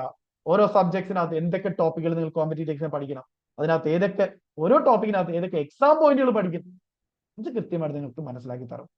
ഇത് ഞാൻ ഉറപ്പായിട്ടും ചെയ്യും. അതിൽ ഒരു സംശയം ആർക്കും വേണ്ട. ഒന്നത് പൂർണ്ണമായിട്ടും പഠിച്ചാൽ മാത്രം മതി. ഒരു കാര്യം കൂടി ഞാൻ ഉറപ്പ് പറയാം, നമ്മുടെ കുട്ടികൾക്ക് കിട്ടുന്ന കണ്ടന്റിലും ക്വസ്റ്റ്യൻസിലും പ്രീവിയസ് ക്വസ്റ്റ്യൻ പേപ്പറിലും മോഡൽ എക്സാമിനും അതിനപ്പുറത്ത് നിന്ന് ഒരിടത്തും നിങ്ങൾ കിട്ടാൻ പോകുന്നു. കാരണം അതിനെല്ലാം മുകളിൽ നമ്മുടെ കണ്ടന്റും പ്രാക്ടീസ് ക്വസ്റ്റ്യൻസും മോഡൽ എക്സാമുകളും റിവിഷൻ എക്സാമുകളും ക്വസ്റ്റ്യൻ പേപ്പറുകളും എല്ലാം അതിന് മുകളിൽ തന്നെ നിൽക്കും. അതിൽ ഒരു ഡൗട്ടും ഉണ്ട്. അത്രമാത്രം ഞങ്ങൾ റിസർച്ച് ചെയ്ത് ക്വസ്റ്റ്യൻ പേപ്പർ ബേസിസിലാണ് കണ്ടന്റ് എല്ലാം നിങ്ങൾക്ക് തരുന്നത്. സോ നിങ്ങൾ പഠിച്ചിട്ടില്ല എങ്കിൽ, നിങ്ങൾ എഴുതിയിട്ടില്ല എങ്കിൽ വേറെ ആരും എഴുതത്തില്ല എന്നും ഞാൻ ഉറപ്പ് തരും.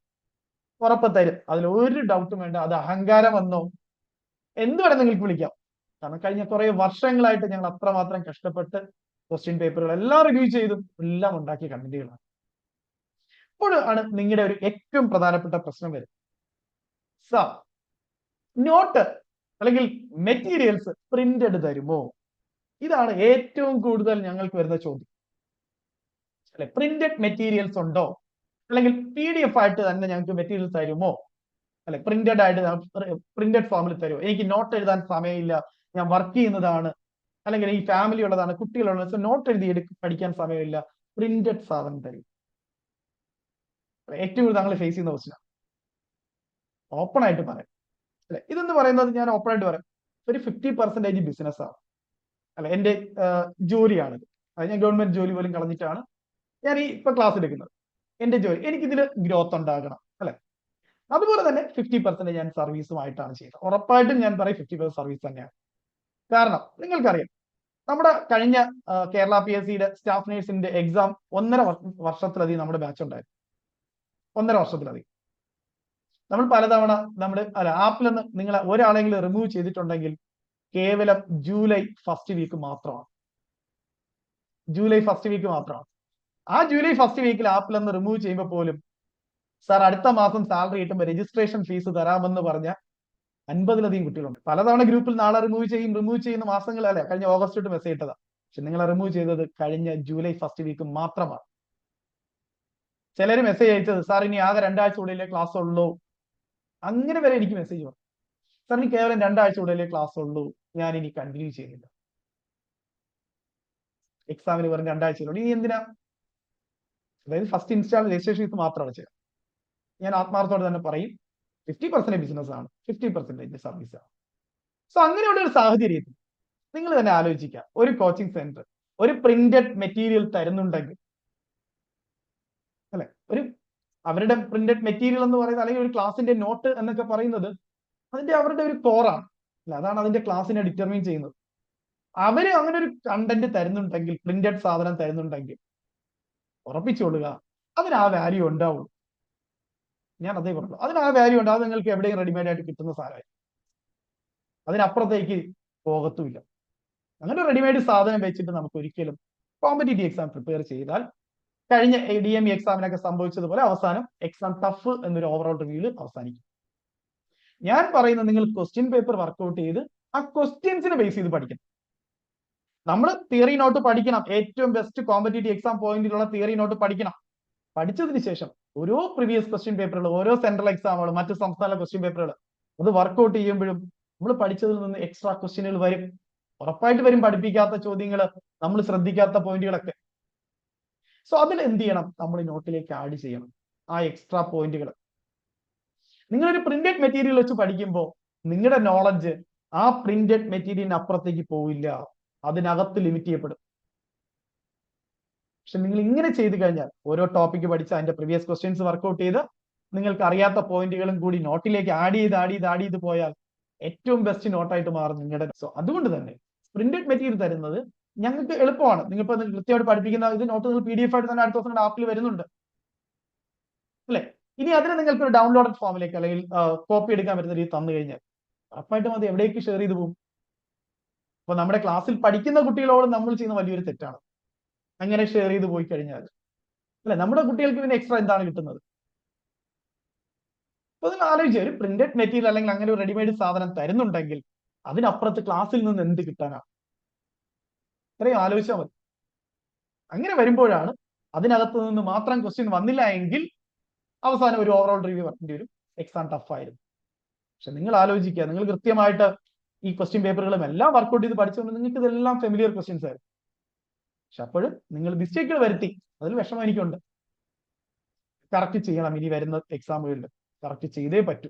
പക്ഷെ വരുന്ന എക്സാമുകൾ എന്നല്ല, ഏത് എക്സാമാണോ നിങ്ങൾ ലക്ഷ്യം വെക്കുന്നത് അതിലായിരിക്കണം നിങ്ങൾ കറക്റ്റ് ചെയ്യേണ്ടത്. ക്ലിയർ? സോ പിന്നെ ഞാൻ പറഞ്ഞു, സിലബസ് എന്ന് പറയുന്നത് ജസ്റ്റ് ഒരു ഔട്ട്ലൈൻ മാത്രമാണ്. ആ ഔട്ട്ലൈന് എന്തൊക്കെ പഠിക്കണമെന്ന് ഒരിക്കലും കേരള PSCയുടെ സിലബസിനകത്ത് പറയുന്നില്ല. അത് കൃത്യമായിട്ട് നമ്മൾ മനസ്സിലാക്കി പഠിക്കുമ്പോഴാണ് നമുക്ക് എക്സാമിന് സ്കോർ ചെയ്യാൻ പറ്റുക. അല്ലാതെ ഫണ്ടമെന്റൽസ് ഓഫ് നഴ്സിംഗ് 3-4 ക്ലാസ് കൊണ്ടും 30 ക്ലാസ് കൊണ്ടും പഠിക്കാൻ പറ്റും.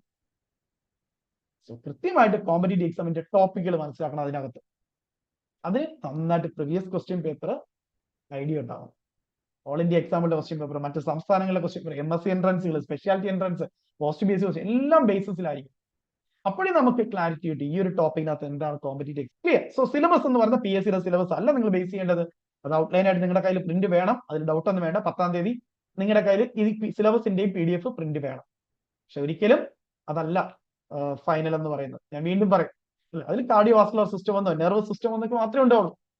അതിനകത്ത് ഏതൊക്കെ ടോപ്പിക്ക് പഠിക്കണം, ആ ഓരോ ടോപ്പിക്കിനകത്ത് എന്തൊക്കെ എക്സാം പോയിന്റുകൾ പഠിക്കണം, അത് മനസ്സിലാക്കി പഠിക്കണം അല്ലെ. അത് മനസ്സിലാക്കി പഠിപ്പിച്ചു തരിക എന്നുള്ളതാണ് ഒരു കോച്ചിങ്ങിന്റെ ലക്ഷ്യം എന്ന് പറയുന്നത്. ക്ലിയർ? സോ നമ്മുടെ ലോങ് ടൈം ബാച്ചിൽ ഓൾറെഡി നിങ്ങൾക്ക് അറിയാം മെത്തേഡുകൾ. നമ്മുടെ ആപ്ലിക്കേഷനിൽ നമ്മുടെ ലൈവ് ക്ലാസ്സുകൾ വരുന്നത് സൂം ആപ്ലിക്കേഷൻ വഴിയാണ് നമ്മൾ ലൈവ് ക്ലാസ് എടുക്കുന്നത്. PPT കൃത്യമായി എക്സാം നോട്ട് പ്രൊജക്റ്റഡ് ആയിരിക്കും. നിങ്ങൾ ക്ലാസ്സിൽ തന്നെ നോട്ട് പഠിച്ചു പോകണം.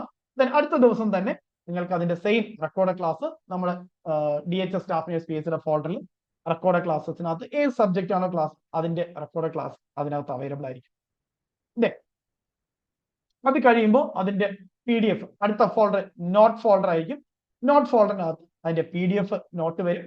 നമ്മൾ നേരത്തെ PPT ആണ് നമ്മൾ തന്നുകൊണ്ടിരുന്നത് അല്ലെ. ഇനി നമ്മൾ ചെയ്യാൻ പോകുന്ന PPT ആയിരിക്കത്തില്ല, PDF ആയിരിക്കും. PPTയുടെ പ്രശ്നം എന്ന് പറയുന്നത് നിങ്ങൾക്കറിയാം, ചെറിയൊരു ഏരിയയിൽ മാത്രമേ നോട്ട് കാണാൻ പറ്റൂ. നിങ്ങൾ അല്ലെങ്കിൽ ചരിച്ചു പിടിച്ച് നോക്കിയാൽ ഫുൾ സ്ക്രീൻ ആയിട്ട് കാണാൻ പറ്റുള്ളൂ. ഇത് അങ്ങനെ ആയിരിക്കില്ല, PDF ആയി. PDF ആകുമ്പോൾ നിങ്ങൾക്ക് ഫോൺ നേരെ വെച്ചുകൊണ്ട് തന്നെ ഫുൾ സ്ക്രീൻ ആയിട്ട് കാണാൻ പറ്റും. PDF നോട്ട് ആകും. PPT അല്ലെങ്കിൽ സെന്ററിൽ കുറച്ച് ഏരിയയിൽ മാത്രമേ PPT കാണാൻ പറ്റൂ. റൊട്ടേറ്റ് ചെയ്ത് പിടിച്ചാൽ മാത്രമേ കാണാൻ പറ്റൂ ലാൻഡ്സ്കേപ്പ് ആയിട്ട്. PDF ആകുമ്പോൾ കുറച്ചുകൂടെ സ്ട്രൈറ്റ് ആയിട്ട് ഫുൾ മൊബൈൽ വ്യൂവിൽ തന്നെ നോട്ട് കാണാൻ പറ്റും. ഇങ്ങനെ ആയിരിക്കും അപ്ലോഡ് ആവുന്നത്. അത് പഠിച്ചു കഴിയുമ്പോൾ ആ ഒരു ടോപ്പിക്കിന്റെ പ്രീവിയസ് ഇയർ ക്വസ്റ്റ്യൻസ് കംപ്ലീറ്റ് ആയിട്ട് നമ്മുടെ പ്രാക്ടീസ് ക്വസ്റ്റ്യൻ ഫോൾഡറിൽ വർക്ക്ഔട്ട് ചെയ്യണം. അപ്പൊ ഒരു ക്ലാസ് കഴിഞ്ഞാൽ നിങ്ങൾ 3 കാര്യങ്ങൾ ചെയ്യണം. ആ ക്ലാസിന്റെ തിയറി നോട്ട് പഠിക്കണം. ആ തിയറി നോട്ട് പഠിച്ചതിന് ശേഷം ആ തിയറി നോട്ടിൽ നിന്ന് എനിക്ക് ഈ ടോപ്പിക്കിൽ നിന്ന് എക്സാമുകളിൽ ഇതുവരെ ചോദിച്ചിട്ടുള്ള ചോദ്യങ്ങൾ മുഴുവൻ അറ്റൻഡ് ചെയ്യാൻ പറ്റുന്നുണ്ടോ എന്നുള്ളത് കൂട്ടി നോക്കും. ഞാൻ എപ്പോഴും പറയുന്ന ഒരു കാര്യം, ഒരു തിയറി നോട്ട് പഠിച്ചിട്ട് ആ ഒരു ടോപ്പിക്കിൽ നിന്ന് വന്നിട്ടുള്ള ചോദ്യങ്ങൾ പ്രീവിയസ് ഇയർ ക്വസ്റ്റ്യൻസ് ആൻസർ ചെയ്യാൻ പറ്റുന്നില്ല എങ്കിൽ നമ്മുടെ കണ്ടന്റ് റൈറ്റ് ട്രാക്കിലല്ല നമ്മൾ പഠിക്കുന്നത്, അല്ലെങ്കിൽ നമ്മൾ പഠിക്കുന്ന എന്തൊക്കെ അനാവശ്യ കാര്യങ്ങൾ. സോ ഓരോ ടോപ്പിക് പഠിക്കുമ്പോൾ നിങ്ങൾക്ക് റിവ്യൂ വേണം. ഞാൻ ഈ പഠിക്കുന്ന നോട്ട് തന്നെയാണോ ക്വസ്റ്റ്യൻ ആയിട്ട് വരുന്നത്, അല്ലെങ്കിൽ ഈ നോട്ട് പഠിച്ചാൽ എനിക്ക് ഈ പ്രീവിയസ് ക്വസ്റ്റ്യൻസ് എല്ലാം ആൻസർ ചെയ്യാൻ പറ്റുന്നുണ്ടോ, അതൊരു വിലയിരുത്തലുണ്ടാവും. അല്ലാതെ ഞാൻ കുറെ തിയറി നോട്ട് എന്തൊക്കെയോ എവിടെ നിന്നൊക്കെ പഠിക്കുന്നു, പക്ഷെ ക്വസ്റ്റ്യൻ ആൻസർ ചെയ്യുമ്പോൾ ഒന്നും ചോദിക്കുന്നില്ല, അല്ലെങ്കിൽ എനിക്ക് ആൻസർ ചെയ്യാൻ പറ്റുന്നില്ല, എങ്കിൽ നിങ്ങളുടെ പ്രിപ്പറേഷൻ ഒരിക്കലും ശരിയായ ട്രാക്കിലല്ല. ആദ്യം മനസ്സിനെ ഉറപ്പിക്കുക. നമുക്ക് വ്യക്തമായ ധാരണ ഉണ്ടാകണം, ഈ ടോപ്പിക്കിൽ നിന്ന് ഇതൊക്കെയാണ് പഠിക്കേണ്ടത്. നമ്മുടെ പ്രിപ്പറേഷൻ കഴിയുമ്പോൾ നമുക്ക് തന്നെ ഓട്ടോമാറ്റിക്കലി നമ്മുടെ മനസ്സിൽ വരണം, ഈ ഒരു ടോപ്പിക്കിൽ നിന്ന് ഇതൊക്കെയാണ് ചോദ്യങ്ങൾ, ഈ ഒരു ടോപ്പിക് എന്ന് പറയുമ്പോൾ ഇതൊക്കെയാണ് പ്രധാനപ്പെട്ട ക്വസ്റ്റ്യൻ. നമ്മുടെ മനസ്സിൽ ഓട്ടോമാറ്റിക് ആയിട്ട് വരണം. ഇത്ര ചോദ്യങ്ങൾ ഓരോ ടോപ്പിക്ക് കേൾക്കുമ്പോഴും അതിനകത്തുള്ള പ്രധാന ക്വസ്റ്റ്യൻ നമ്മുടെ മൈൻഡിൽ ഇങ്ങനെ വരണം. അതിന് ഏറ്റവും ബെസ്റ്റ് മെത്തേഡ് എന്ന് പറയുന്നത് കൃത്യമായിട്ട് എക്സാം പോയിന്റുകൾ പഠിക്കുക, ക്വസ്റ്റ്യൻസ് വർക്ക്ഔട്ട് ചെയ്ത് നോക്കുക ആ ടോപ്പിക്കിൽ നിന്ന്. അങ്ങനെ ഓരോന്നും പിന്നെ ക്വസ്റ്റ്യൻ വരും, ഞാൻ പറഞ്ഞു പുതിയ ക്വസ്റ്റ്യനുകൾ കിട്ടും. ആ ടോപ്പിക്കിൽ നിന്ന് പഠിച്ചതിൽ നിന്ന് തന്നെ വേറെ പുതിയ ക്വസ്റ്റ്യൻ ഒക്കെ വരും, പ്രീവിയസ് ക്വസ്റ്റ്യൻ പേപ്പറൊക്കെ വർക്ക്ഔട്ട് ചെയ്യും. അതുകൂടി എന്ത് ചെയ്യണം, നമ്മുടെ നോട്ടിലേക്ക് നിങ്ങൾ ആഡ് ചെയ്യണം. ഒരു നോട്ടും പെർഫെക്റ്റ് അല്ല. നമുക്ക് എക്സ്ട്രാ പോയിന്റുകൾ കിട്ടുന്ന പ്രീവിയസ് ക്വസ്റ്റ്യൻ കിട്ടുന്ന പോയിന്റുകളെല്ലാം നമ്മൾ എക്സ്ട്രാ പോയിന്റുകളായിട്ട് ആഡ് ചെയ്തുകൊണ്ടേയിരിക്കണം നോട്ടിൽ. ഇവിടെ നമുക്ക് റിസ്ക് എടുക്കാൻ പറ്റില്ല. ലൈഫ് ഡിറ്റർമിൻ ചെയ്യുന്ന അല്ലെ, നമ്മുടെ ഡ്രീമിലേക്കാണ് നമ്മൾ പൊയ്ക്കൊണ്ടിരിക്കുന്നത്. ചെറിയൊരു മിസ്റ്റേക്ക് പോലും അതിനെ അഫക്ട് ചെയ്യാം. സോ ഒരു പോരായ്മയും ഉണ്ടാകാത്ത രീതിയിൽ നമ്മൾ പ്രിപ്പയർ ചെയ്യണം. ഒരു കുറ്റവും വരാത്ത രീതിയിൽ, ഒരു തെറ്റും നമ്മുടെ ഭാഗത്തുനിന്ന് ഉണ്ടാകാത്ത രീതിയിൽ നമ്മൾ പ്രിപ്പയർ ചെയ്യണം. ചെയ്യാൻ പറ്റുന്ന എല്ലാ കാര്യങ്ങളും ചെയ്യാം. നമ്മുടെ ആപ്ലിക്കേഷൻ എന്ന് പറഞ്ഞാൽ നിങ്ങൾക്കറിയാം, അത് ആൻഡ്രോയിഡ് ആപ്പും ഉണ്ട്, ദെൻ ഐഫോണിലേക്ക് ആപ്പ് സ്റ്റോറിൽ അവൈലബിൾ ആണ്. ദെൻ പിന്നെ വെബ്സൈറ്റിൽ നമുക്ക് അവൈലബിൾ അല്ല, നമ്മൾ അടുത്ത ഭാവിയിൽ അത് പ്ലാൻ ചെയ്യുന്നുണ്ട്. ലാപ്ടോപ്പിലും കൂടി ഓപ്പൺ ചെയ്യുന്ന രീതിയിലേക്ക് നമ്മൾ അത് പ്ലാൻ ചെയ്യുന്നുണ്ട് കേട്ടോ. പക്ഷെ അതിന് കുറച്ചുകൂടി ടൈം ഉണ്ട്. റെക്കോർഡ് ക്ലാസ് ഇപ്പൊ ചെറിയൊരു എറർ വന്നിട്ടുണ്ട്, അഡ്മിൻ ഡൊമൈനിൽ ചെറിയ എന്തോ എറർ വന്നിട്ടുണ്ട് കേട്ടോ. എനിക്ക് പേയ്മെന്റിന്റെ എന്തോ ഇഷ്യൂ ആണെന്ന് തോന്നുന്നുണ്ട്, അയാൾ ഇപ്പൊ ഇൻഫോം ചെയ്തിട്ടുണ്ട് അവർ. ഓക്കെ, അതെന്താ ഡിഡക്റ്റ് ആവാത്തതാണ് ഓർക്കുക. അപ്പൊ ഈ ലാപ്ടോപ്പിലേക്ക് നിങ്ങൾക്ക് ഇപ്പൊ ഓപ്പൺ ചെയ്യാൻ പറ്റില്ല, നമ്മൾ ഭാവിയിൽ അത് ഉടൻ തന്നെ അത് അപ്ഡേറ്റ് ചെയ്യുന്നുണ്ട്. ഇപ്പൊ നിങ്ങൾക്ക് ടാബിലും ഫോണിലും മാത്രമേ ഓപ്പൺ ആവുള്ളൂ ആപ്പ്. വെബ്സൈറ്റിലേക്ക് നമ്മൾ ഉടൻ തന്നെ ചെയ്യുന്നുണ്ട് അത് അപ്ഡേഷൻ. പിന്നെ വരുന്നത് നമ്മൾ പറഞ്ഞു, ഓരോ ക്ലാസ് കഴിയുമ്പോഴും നമ്മൾ ആ ഫോൾഡറിൽ തന്നെ, ഇപ്പൊ ഓരോ ഫോൾഡറിൽ തന്നെ അതിന്റെ റെക്കോർഡ് ക്ലാസ് അവൈലബിൾ ആകും. അത് നിങ്ങൾക്ക് സ്പീഡ് കൂട്ടി കാണാൻ വേണമെങ്കിൽ, നമ്മൾ ലൈവ് ക്ലാസ്സിന്റെ റെക്കോർഡ് ക്ലാസ് കാണുമ്പോൾ നിങ്ങൾക്ക് വേണമെങ്കിൽ 1.25 1.5 ഒക്കെ സ്പീഡ് കൂട്ടി കാണാനുള്ള ഓപ്ഷൻസ് അതിൽ തന്നെ കൊടുത്തിട്ടുണ്ട്. അത് കഴിഞ്ഞാൽ അടുത്ത് നിങ്ങൾ പോകുന്നത്, ഞാൻ പറഞ്ഞു തിയറി നോട്ടാണ്. ഈ PDF നോട്ടായിട്ട് ഓരോ ടോപ്പിക്കായിട്ട് തന്നെ PDF നോട്ട് അവൈലബിൾ ആകും. സോ അത് ഓപ്പൺ ചെയ്ത് തന്നെ നിങ്ങൾക്ക് എവിടെ വേണമെങ്കിൽ, എവിടെ ഇരുന്ന് വേണമെങ്കിൽ നിങ്ങൾക്ക് നോട്ട് പഠിക്കാവുന്നതാണ്. ക്ലാസ് ഒരു തവണ കാണും. പക്ഷേ ഒരു കാര്യം ഓർക്കുക, നമ്മൾ കൃത്യമായിട്ട് ഒരു തവണയെങ്കിലും ക്ലാസ് കംപ്ലീറ്റ് ചെയ്തിട്ട് നോട്ട് പഠിക്കാവും. കാരണം ഒരുപാട് നമ്മൾ ക്വസ്റ്റ്യൻസ് വർക്ക്ഔട്ട് ചെയ്യും. നമ്മൾ ക്ലാസ്സിൽ ഈ നോട്ടിൽ ഉൾപ്പെടാത്ത അതുമായി ബന്ധപ്പെട്ടിട്ടുള്ള പല ക്വസ്റ്റ്യനുകളും പറയും, റിപ്പീറ്റഡ് ആയിട്ട് പറയും. അതുകൊണ്ടാണ് ഒരു തവണയെങ്കിലും ഞാൻ ക്ലാസ് കേൾക്കണം എന്ന് പറയുന്നത്. കാരണം ഇതുമായിട്ട് ബന്ധപ്പെട്ട എക്സാം ക്വസ്റ്റ്യനുകൾ ഞാൻ ഒരുപാട് പറഞ്ഞിരുന്നുണ്ട്. അതുകൊണ്ട് ഒരു തവണയെങ്കിലും ക്ലാസ് കേട്ടിട്ടേ നോട്ട് പഠിക്കാൻ പോവാം. അതുപോലെ എക്സ്ട്രാ പോയിന്റുകൾ ക്ലാസ് കേൾക്കുമ്പോൾ നോട്ടിലില്ലാത്ത ഒരുപാട് എക്സ്ട്രാ പോയിന്റുകൾ പറയുന്നുണ്ട്, അല്ലെങ്കിൽ അതുമായി ബന്ധപ്പെട്ട മറ്റു സബ്ജക്ട്സിലെ ക്വസ്റ്റ്യനുകൾ. ഇപ്പൊ നമ്മൾ അഡൽട്ടിന്റെ ഒരു പൾസ് റേറ്റ് പറഞ്ഞാൽ ഞാൻ അപ്പൊ പറയും ന്യൂ ബോണിലെ പൾസ് റേറ്റ് പറയും, അല്ലെ അതുമായി ബന്ധപ്പെട്ട കാര്യങ്ങൾ. അപ്പൊ അങ്ങനെയുള്ള പോയിന്റുകളും കൂടി നിങ്ങൾ അവിടെ ആഡ് ചെയ്ത് തന്നെ. അതുകൊണ്ട് ഒരു തവണയെങ്കിലും ക്ലാസ് കേട്ടിട്ടേ നോട്ട് പഠിക്കാവൂ. എന്നിട്ട് എക്സ്ട്രാ പോയിന്റുകൾ വരുന്നതും കൂടി നോട്ടിലേക്ക് ആഡ് ചെയ്യാം, പ്രീവിയസ് ക്വസ്റ്റ്യനുകൾ അല്ലെ എക്സ്ട്രാ പോയിന്റുകൾ കൂടി. സോ ഇത് നോട്ട് പഠിച്ചു കഴിഞ്ഞാൽ അടുത്ത് നിങ്ങൾ ചെയ്യേണ്ടത് ടോപ്പിക് വൈസ് പ്രാക്ടീസ് ക്വസ്റ്റ്യൻസിനകത്ത് പോയിട്ട് ആ സബ്ജക്ട്സിന്റെ ഏത് ടോപ്പിക്കാണോ നമ്മൾ പഠിച്ചത് ആ ടോപ്പിക്കിൽ നിന്ന് ഇതുവരെ എക്സാമിൽ ചോദിച്ചുള്ള മുഴുവൻ ചോദ്യങ്ങളും, എല്ലാ എക്സാമിന്റെ ചോദ്യങ്ങളും ആ ടോപ്പിക്. അപ്പൊ നിങ്ങൾ ഒരു ക്ലാരിറ്റി കിട്ടും, ഞാൻ ഈ പഠിച്ചതിൽ നിന്ന് ഇതൊക്കെയാണ് കേരള PSC എക്സാമിന് ചോദിക്കുന്നത്, ഇതൊക്കെയാണ് MSc എൻട്രൻസ് ലെവലിൽ ചോദിക്കുന്നത്, ഇതൊക്കെയാണ് അസിസ്റ്റന്റ് പ്രൊഫസർ ലെവലിൽ ചോദിക്കുന്നത്, ഇതൊക്കെയാണ് കേന്ദ്ര ഗവൺമെന്റ് എക്സാമിൽ ചോദിക്കുന്നത്. ആ ഒരു ക്ലാരിറ്റി നമുക്ക് കിട്ടും ആ ഓരോ ടോപ്പിക്കിനകത്ത്. ക്ലിയർ? സോ ഈ 3 കാര്യങ്ങൾ നിങ്ങൾ ഒരു ടോപ്പിക് അല്ലെങ്കിൽ ഒരു ക്ലാസ് കഴിഞ്ഞാൽ നിങ്ങൾ ചെയ്തിരിക്കണം. ദെൻ അത് കഴിഞ്ഞാൽ അടുത്ത് നമ്മൾ വരുന്നത് യൂണിറ്റ് എക്സാമുകളാണ്. യൂണിറ്റ് എക്സാം എന്ന് പറയുന്നത് നമ്മൾ ഒരു 2-3 ടോപ്പിക്കുകൾ ചേരുന്നതിനാണ് ഒരു യൂണിറ്റ് എന്ന് പറയുന്നത്. ഉദാഹരണത്തിന് കമ്മ്യൂണിറ്റിയുടെ കൊടുത്തിട്ടുണ്ട്, concept of health and disease, levels of prevention, epidemiology. അത് 3 ടോപ്പിക്ക് നിങ്ങൾ പഠിച്ചു കഴിയുമ്പോൾ അതിന്റെ പ്രാക്ടീസ് ക്വസ്റ്റ്യൻസും തിയറി നോട്ടും നന്നായിട്ട് പഠിച്ചു കഴിയുമ്പോൾ ആ 3 ടോപ്പിക്കിൽ നിന്നുള്ള ഒരു യൂണിറ്റ് എക്സാം 25 ക്വസ്റ്റ്യൻസിന്റെ യൂണിറ്റ് എക്സാം അറ്റൻഡ്. അടുത്ത demography, family planning, MT, MCH, ആ 4 ടോപ്പിക് പഠിച്ചു കഴിയുമ്പോൾ അതിന്റെ യൂണിറ്റ് എക്സാം അറ്റൻഡ് ചെയ്യാം. Unit 3 environment, waste disposal, biomedical waste management, disaster management, 4 topic പഠിക്കുമ്പോൾ പഠിച്ച തിയറിയും പ്രാക്ടീസ് ക്വസ്റ്റ്യൻ കംപ്ലീറ്റ് ചെയ്യുമ്പോൾ അതിന്റെ യൂണിറ്റ് എക്സാം അറ്റൻഡ് ചെയ്യാം. ക്ലിയർ? സോ അങ്ങനെ യൂണിറ്റ് എക്സാം കംപ്ലീറ്റ് ചെയ്യാം. അത് കഴിഞ്ഞ് ഒരു സബ്ജക്ട് കംപ്ലീറ്റ് ആയാൽ ഓരോ സബ്ജക്ട്സിനും നിങ്ങൾക്കറിയാം മിനിമം 10 സബ്ജക്ട് എക്സാമുകളുണ്ട്, പ്ലസ് ഒരു 2 ഫൈനൽ റിവിഷൻ എക്സാം ഉണ്ട്. മിനിമം ആണ് പറയുന്നത്. ഫണ്ടമെന്റൽസും OBJ ഒക്കെ ആണെങ്കിൽ 15 അധികം എക്സാം 32. ഇപ്പൊ മെന്റൽ ഹെൽത്ത് ആണെങ്കിൽ 30-ലധികം എക്സാം ഉണ്ട്. സോ അത് ഓരോ മാസവും നിങ്ങൾ റിവിഷൻ ചെയ്ത് മോഡൽ എക്സാമുകൾ എഴുതി എഴുതി എഴുതി എഴുതി നിങ്ങളുടെ മാർക്ക് ഇംപ്രൂവ് ചെയ്തുകൊണ്ടേയിരിക്കും സബ്ജക്ട് എക്സാമുകൾ. സോ ഒരു സബ്ജക്ട് പഠിച്ചാൽ അല്ലെങ്കിൽ 14 സബ്ജക്ട്സും കൂടെ പഠിച്ചിട്ട് അവസാനമല്ല റിവിഷൻ ചെയ്യേണ്ടത്. ഞാൻ എപ്പോഴും പറയുന്ന കാര്യം, ഓരോ മാസവും റിവിഷൻ ചെയ്തുകൊണ്ടേയിരിക്കും. റിവിഷൻ ചെയ്ത് മോഡൽ എക്സാമിൽ എഴുതിക്കൊണ്ടേയിരിക്കും. സോ അത് സബ്ജക്ട് എക്സാമിനകത്താണ് സബ്ജക്ട് ഗ്രാൻഡ് ടെസ്റ്റുകളുള്ളത്. പിന്നെ അടുത്ത് വരുന്ന പ്രീവിയസ് ഇയർ ക്വസ്റ്റ്യൻ പേപ്പറുകളാണ്. Previous year question paper Kerala PSCയുടെ എല്ലാ ക്വസ്റ്റ്യൻ പേപ്പറും അതിനകത്ത് അവൈലബിൾ ആണ്, ഇൻക്ലൂഡിംഗ് അസിസ്റ്റന്റ് പ്രൊഫസർ വരെയുള്ള എല്ലാ ക്വസ്റ്റ്യൻ പേപ്പറും അതിനകത്ത് അവൈലബിൾ ആണ്. ഇത് കൂടാതെയാണ് നിങ്ങൾക്ക് PDF ആയിട്ട് നമ്മൾ MSc എൻട്രൻസിന്റെയും പോസ്റ്റ് BSc എൻട്രൻസും സ്പെഷ്യാലിറ്റി എൻട്രൻസും മറ്റ് സംസ്ഥാനങ്ങളിലെ BSc post BSc MSc entrance, അതുപോലെ സെൻട്രൽ ഗവൺമെന്റ് എക്സാമിന്റെ ക്വസ്റ്റ്യൻ പേപ്പർ, ഇത് കൂടാതെ PDF ആയിട്ട് തന്നെ ഹോംവർക്ക് തരും. അതിലൊന്നും നിങ്ങൾ 2 കാര്യങ്ങളാണ് ചെയ്യേണ്ടത്. ഒന്ന്, ആഴ്ചയിൽ ഒരു OMR എക്സാം എഴുതി OMR മാസ്റ്റർ ഗുരുവിൽ നിങ്ങൾ നെഗറ്റീവ് മാർക്കിംഗ് എഴുതണം, നിങ്ങളുടെ മാർക്ക് ഇവാലുവേഷൻ എഴുതണം. രണ്ടാമത് സബ്ജക്ട് ഫയൽ പ്രിപ്പയർ ചെയ്യണം. ഓരോ സബ്ജക്ട്സിന്റെ ചോദ്യങ്ങൾ അതാത് സബ്ജക്ട്സിന്റെ ഫയലിൽ എഴുതി വെക്കണം. ക്ലിയർ? ഇത് കഴിഞ്ഞാൽ പിന്നെ വരുന്നത് LMR ബൂസ്റ്റർ പോയിന്റ്സ് ആണ്, ക്വിക്ക് റിവിഷൻ ബൂസ്റ്റർ പോയിന്റ്സ്. അവസാനം അത് ആ സബ്ജക്ട്സ് പഠിച്ചിട്ട് ആ ഒരു സബ്ജക്ട്സ് അല്ല നമ്മൾ ഉദ്ദേശിക്കുന്ന ഇനി ടോപ്പിക്കുകളായിരിക്കും അല്ലെങ്കിൽ യൂണിറ്റുകളായിട്ടായിരിക്കും തരിക. അതിനകത്തുള്ള പ്രധാനപ്പെട്ട എക്സാം പോയിന്റുകളും പ്രീവിയസ് എക്സാമിനൊക്കെ ചോദിച്ച ചോദ്യങ്ങൾ മാത്രം ഒരു 1 ലൈനർ ആയിട്ട് തരും. എന്നിട്ട് അതിന്റെ ബ്രാക്കറ്റിൽ ഏത് എക്സാമിന് ചോദിച്ചു എന്നും അതിനകത്ത് 1 ലൈനർ ആയിട്ട് കൊടുത്തിട്ടുണ്ടാവും. ക്ലിയർ? ഇതിപ്പം നമ്മൾ ഓൾറെഡി അതിനകത്ത് ഇട്ടിട്ടുണ്ട് 2 എണ്ണം വെച്ചിട്ട്, നമ്മൾ പുതിയതായിട്ട് വീണ്ടും ഒന്നുകൂടി ചെയ്യുന്നുണ്ട്.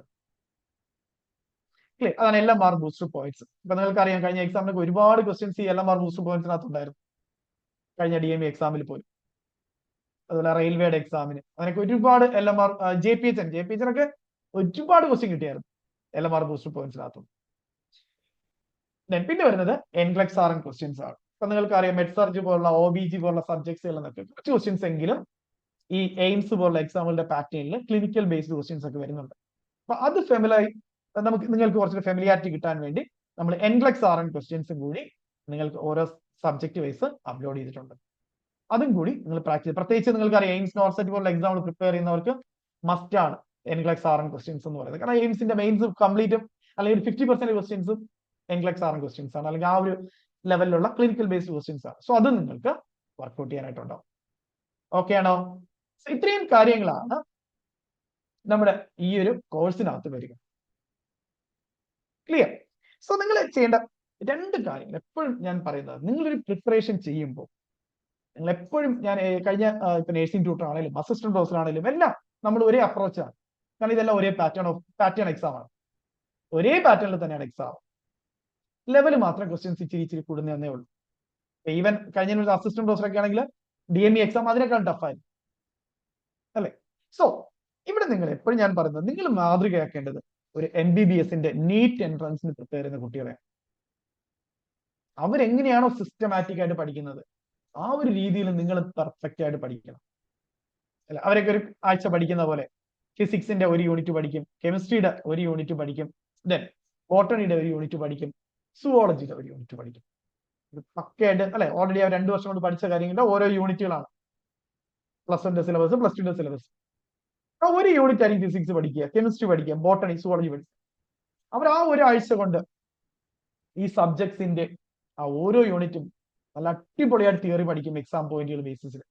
അല്ലെ, ഓരോ പോയിന്റ് ആയിട്ട് അവരുടെയൊക്കെ ബുക്കുകൾ കാണും, ഓരോ കളറൊക്കെ ഇട്ട്, അല്ലെ, അണ്ടർലൈൻ ചെയ്ത് ഓരോ ക്വസ്റ്റ്യൻസ് അവിടെ എഴുതി വെച്ച് പഠിക്കും ടെക്സ്റ്റ്.